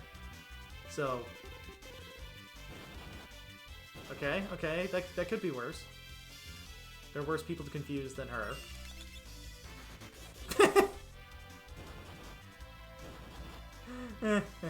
Poison. Alright. Out of all the elements you chose to cast, you chose poison. Alright. Out of all the spells you have, out of all the things you can do, punching for hundreds of damage, you decide to just give him a little bit of poison that I can just immediately heal with an antidote. Good job. I think that's just money over there. I don't need... Fuck, I don't remember what it is. I think I need it. I think it's just money. It is only just money. Yeah. Hot damn! Big money, no whammies. Yes, I've seen plenty of red dragons here. I've seen yellow dragons here. Like, blue dragons can even show up here too. We haven't seen them yet, but whoo boy, they're rough. There is an encounter. There's an encounter on the next floor that is 3 blue dragons, but there's a problem with them showing up because 3 blue dragons can't fit in the same battle altogether, so they just layer up on top of each other.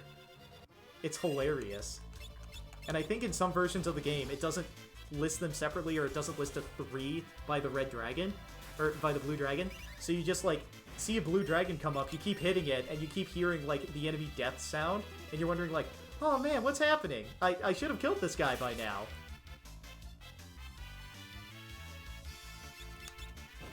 She got confused again, alright. This is fine. Yeah.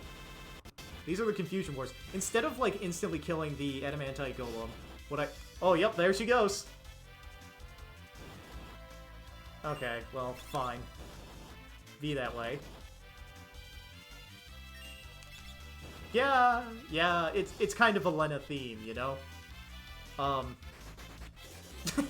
Good, poison yourself. And then got turned into a statue. Oh, this is going really well. Having a rough day. Having a rough one. Look at the status ailments. She's still poisoned while she's been turned to stone. I had to use an antidote on her to cure her of her poison. Oh. It cures Minnie. So, do you remember earlier when I turned Gilgamesh, the first time we saw him, into a small little dude? You get whacked with a mountain, then you get big. Ooh. This is a rough encounter. The Iron Fists, I think, do a lot of physical damage, and I don't want to hang out with them any longer than necessary. I think they might even counterattack sometimes. Yeah, they're... Let's just not. Let's just not. Let's just not. 8,000 gold. Totally worth it. The other problem with the lava floor here is that... Wow, still no dragons! Holy crap, this is amazing! I'll take it. It's perfect.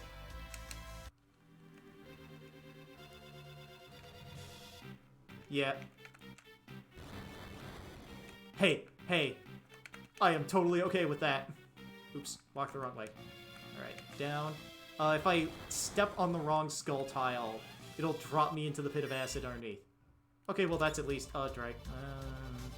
This is not an encounter I want to fight, I don't think. What's the word I'm looking for here? If I don't run into any of the big dragons, like the blue dragons or anything, then I am... Actually, if I got a sword stance, this is one that I want to fight out. Just a little more EXP, please. We'll take it. Shit, what was I saying? If I step on the wrong skull in that big pattern there, it drops me into the pit of acid, and, like, that's not a problem for this team because I have Geomancer, but at the same time, like, that's a problem for most teams because they don't have Geomancer, you know? And at the same time, like, Geomancer's not necessarily the best of classes, you know? Who needs to heal? You need it. You need it. So let's cross the bridge very carefully, not step on it a second time. And save point number 2. Yes, there are 2... This area is so tough, there are 2 save points inside this dungeon. It's that big. Alright, now... The one question is, do I want to be level 30 when I go fight Exdeath, or do I want to be level 31? He has a spell called level 3 Flare, which is reflectable, but if I'm not set up properly, it'll wipe my party. So I need to be careful. Anyway, it's time for Gilgamesh again. All rise for Battle on the Big Bridge. This is the last time we hear Battle on the Big Bridge.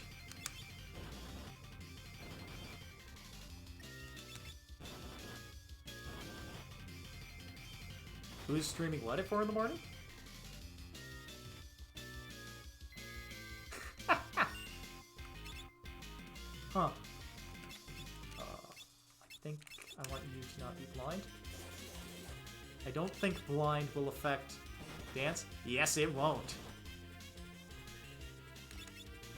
You can keep attacking. And I will use high potion? High potion. My stock of high potions could be better, but the only thing I'm going to fight, aside from Greg here, is Exdeath, and that's a fight where I'm totally willing to just... Uh-oh. I don't have a way to cure old. Except with death. Okay, let's put the healing staff in your right hand. Then...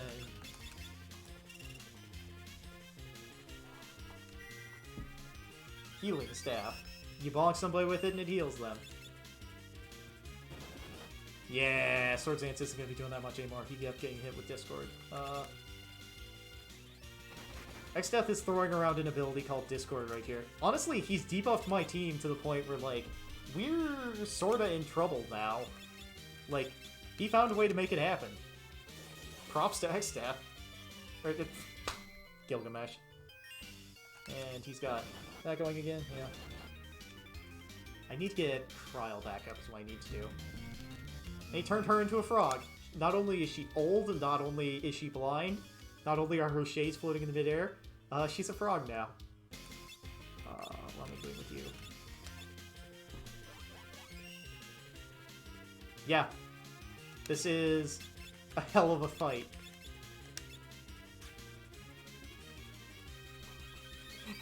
Yep. One of the other things I think is really funny is the shades go into the same place regardless who your player character is. And so, like, Cryle, because she's a oh, damn it, I forgot to... Good job, Nelson, good job. Since she's a child and really short, she... the shades just, like, rest on her forehead instead of, like, actually covering her eyes. I think that's really funny. Okay. Is there anything I need high potion? No, I'm just going to... Let's cast Gaia. Let's see what happens. It's something. No. It was a low power spell that only did, 100 damage.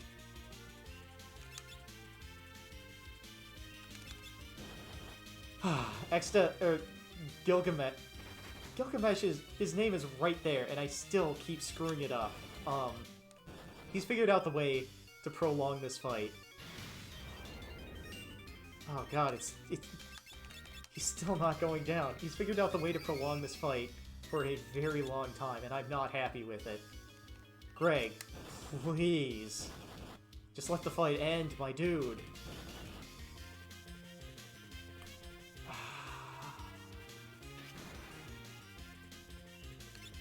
Look at that. Now, she is blind, she is a frog, she is confused. She's basically useless to me at this point. I mean, most of the party is useless at this point. Finally, he's talking. From here on out, I just have to survive. So, yeah, doing a real good job of surviving there, Cryle.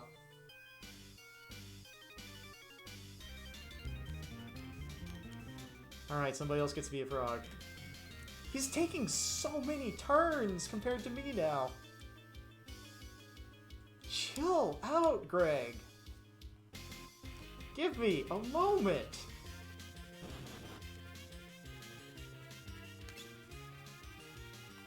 Okay. Okay. How do I... I'll Maiden's Kiss her. I'll put her in the back row, because that's where I want to be at this point. If Lena's the only person that survives this fight, I think I'm okay with that. This is a good opportunity for me to get somebody back on their feet. I'm going to take it. Enough expositionary banter. Now we fight like men, and ladies who dress like men. Look, Pirate Wench dresses like a man because you can't be a pirate and dress like a woman, otherwise you're gonna get raped by the rest of your crew. Yeah, Gilgamesh has some absolutely amazing lines.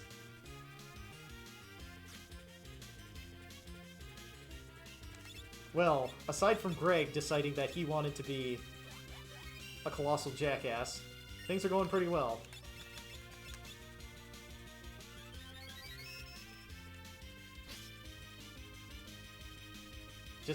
Well, it's no longer old. That's just her personal color, I think.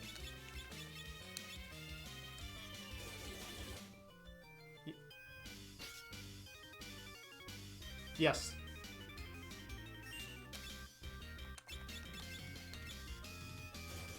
I mean, there's no other way to really cure it in this game. Like, old is one of those really... where's Maiden's Kiss?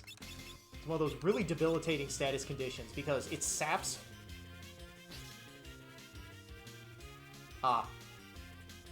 Well, the problem is, like, it drains your stats every single turn. Like, your stats are how all damage is calculated. So if it reduces your level from, like, 29 or 30 down to... Yes, Wacky is still talking. He's not coming through on the stream? Ah, damn it. Have I been talking to myself on the stream the entire time and nobody else has been able to hear? Well, yeah, you know, we can be heard, but... Let me look at my audio settings here. Blockio, keep talking. Ah, damn it, it's not grabbing you. Audio output capture. None of that was heard.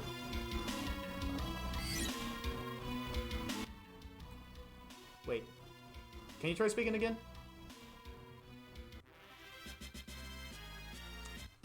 Damn it. I don't know what causes the audio output capture. Excalibur, yes, it is far from the strongest of swords. Oh god, I'm gonna be putting this video up and I'm just gonna be talking to myself the entire time. Oh, that's gonna be... Okay. I will hit the pause button while I fuck with Discord audio. Audio output capture is usually the one... Let me pop over to here. Can you talk? There it goes, okay. Audio output capture, so I need to... Yeah, keep talking. Keep saying things.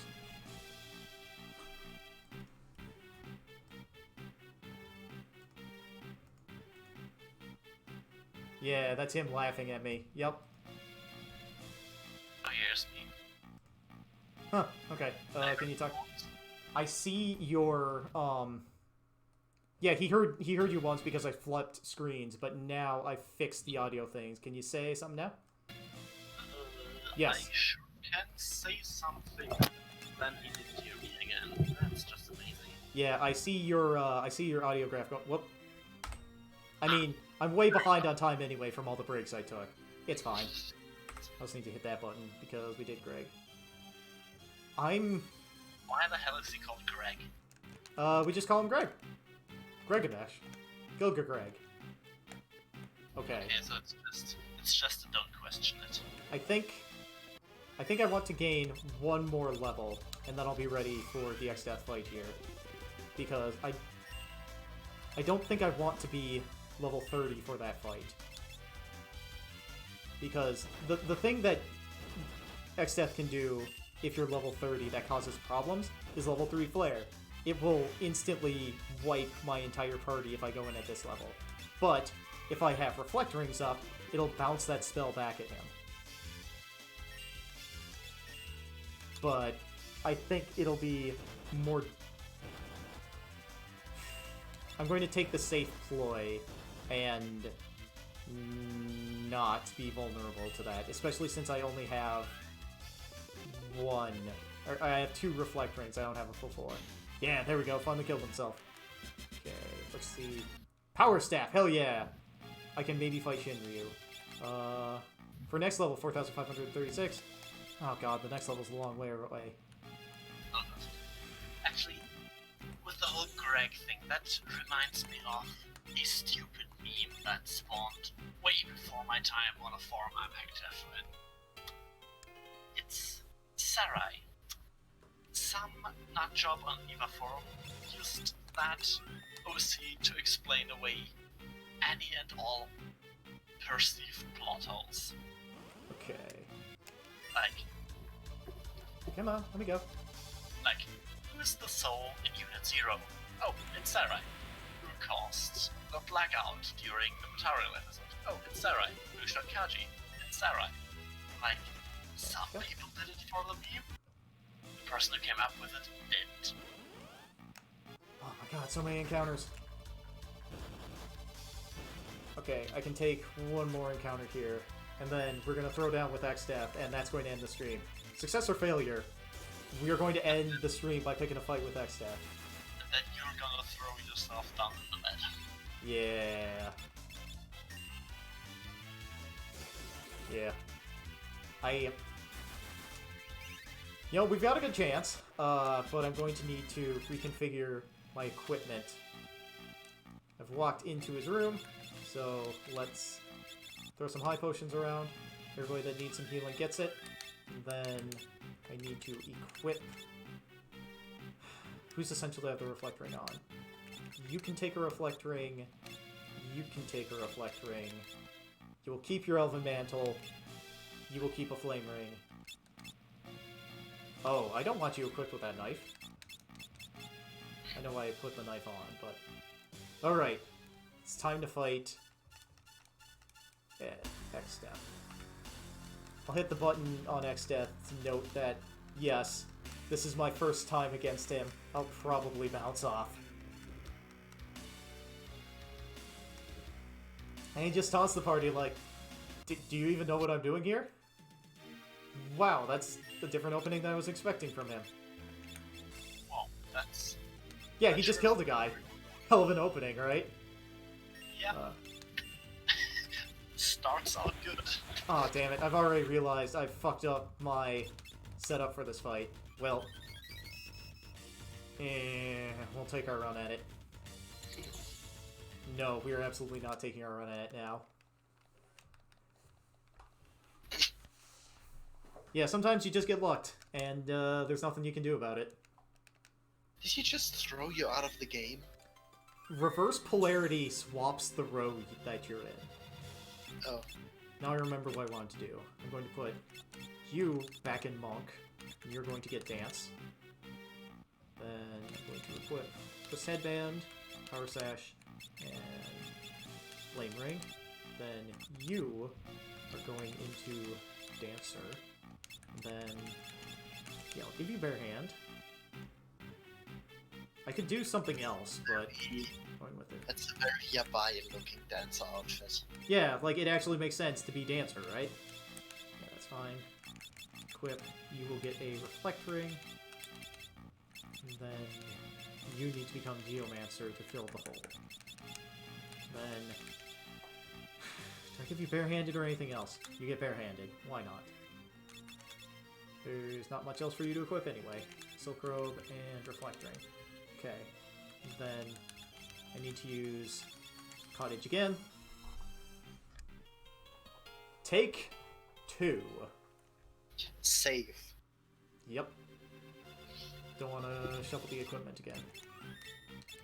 Alright, let's get owned by level 3 Flare. It's going to be amazing. I'm going to hate it.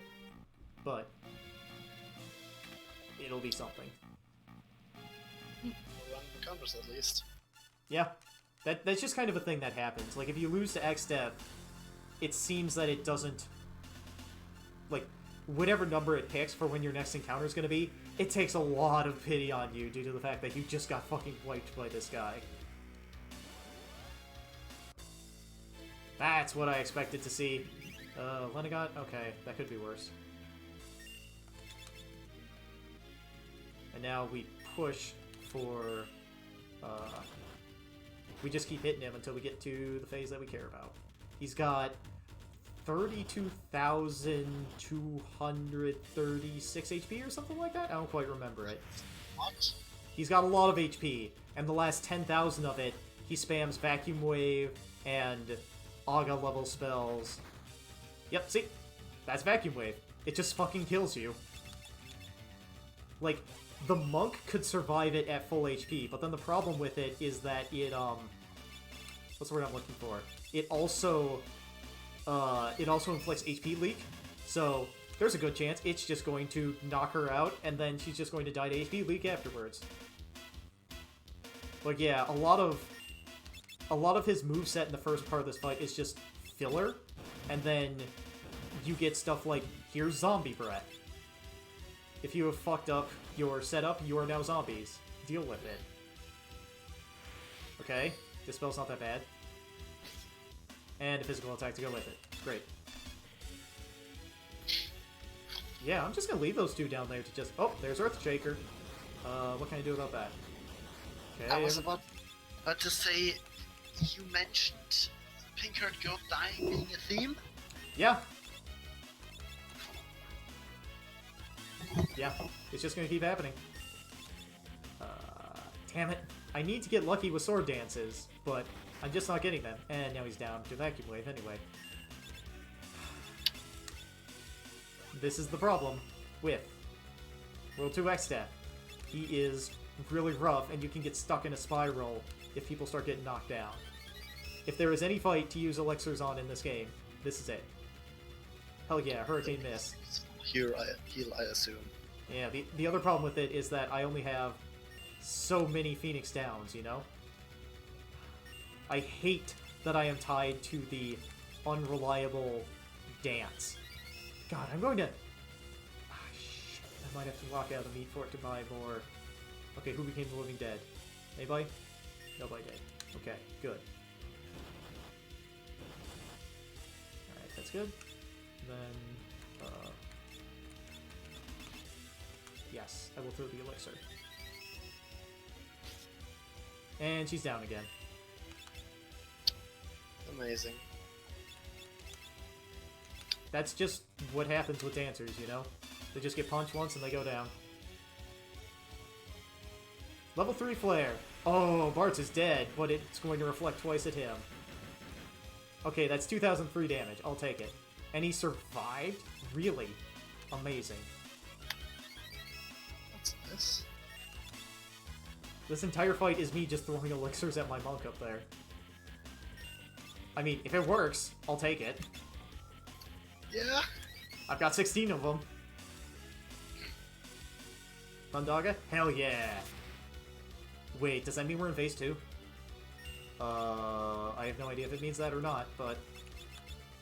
Oh, wait, I don't have to use Phoenix Downs, I can cast Raise. Duh. Forgot about that. I mean, it's... Really? She's back up. That's all that matters. If she gets hit, she's going down again, so that's all I care about. Yeah, huh, I must be in phase 2 already. Fuck it, we're pushing damage. He's thinking? Oh no, that was probably the transition to phase 2. The fuck do I do now? Whatever, you're getting Protect. The little girl protects. Yep. And the other girl's dead as well. That's Yeah. gonna just keep happening. I need to wait for her to stand back up and I can use Raise, otherwise I have to just physically attack. Exdeath did a big think a little while ago, but nothing's changed. Okay, good. If he loops back around and does Condemn or just like another swing, that's the point where I'll know if things are... how things are sort of going for me.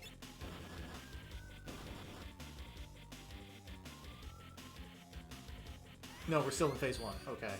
I thought that was way too soon. Oh, and there's a Vacuum Wave. We might be in phase 2! Considering we got the Vacuum Wave right into the physical attack. That's a very phase 2 thing of him to do right there, but... Son of a bitch, Dance, please cooperate with me. Please cooperate.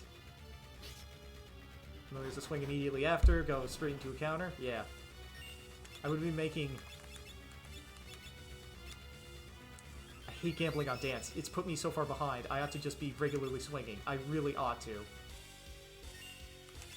You're getting exceptionally bad RNG right now. Yeah, that's just kind of the life, you know?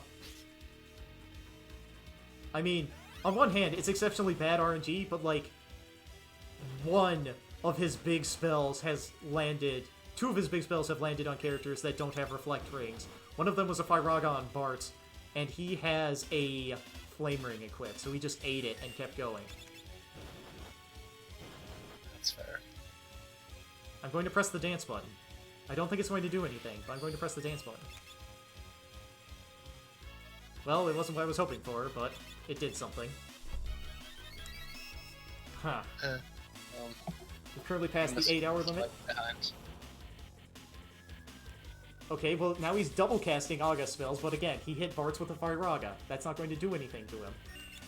Hell yeah, Flame Ring coming in clutch. Holy shit.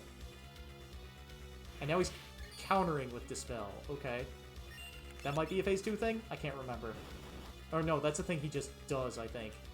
Yeah, now that I'm physically attacking instead of... Ah, I see, okay. Right. I need to swap back to Dance just because that's, like, an easier way to control his reactions to things. Okay. So there is a reason to keep dancing, but it's not, like, the best... Hell yeah, Swords Dance! Ooh, and there was a crit, too. Wait, that killed him! Yo, that's a lot of damage. That's a lot of damage! Oh, Exdeath second try! Let's go! Holy shit, the luck is so good! Oh yeah. Level 30! World 2 Exdeath! And rip the crystals.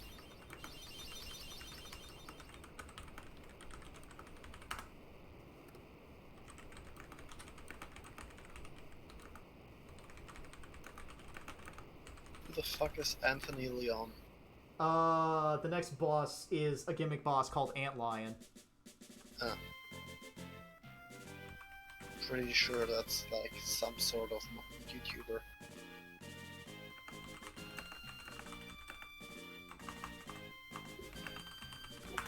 And what the fuck is the fear? The Fear. That's the next dungeon, which is the Pyramid. It's full of undead. Oh, I see. It's kind of a nasty place, but at the same time, there's some good loot there. Endgame armor is there, and if I want it, like, all the good loot chests are trapped, so you're gonna get, like, cool, I have a point to save. I am going to save, and I'm going to hit pause on the timer. Okay, so, let's pull up the snipping tool. Let's actually get a snip of what the hell my team looks like, so I can share it with my friends. And then I'm going to need to stop recording and end here for the night.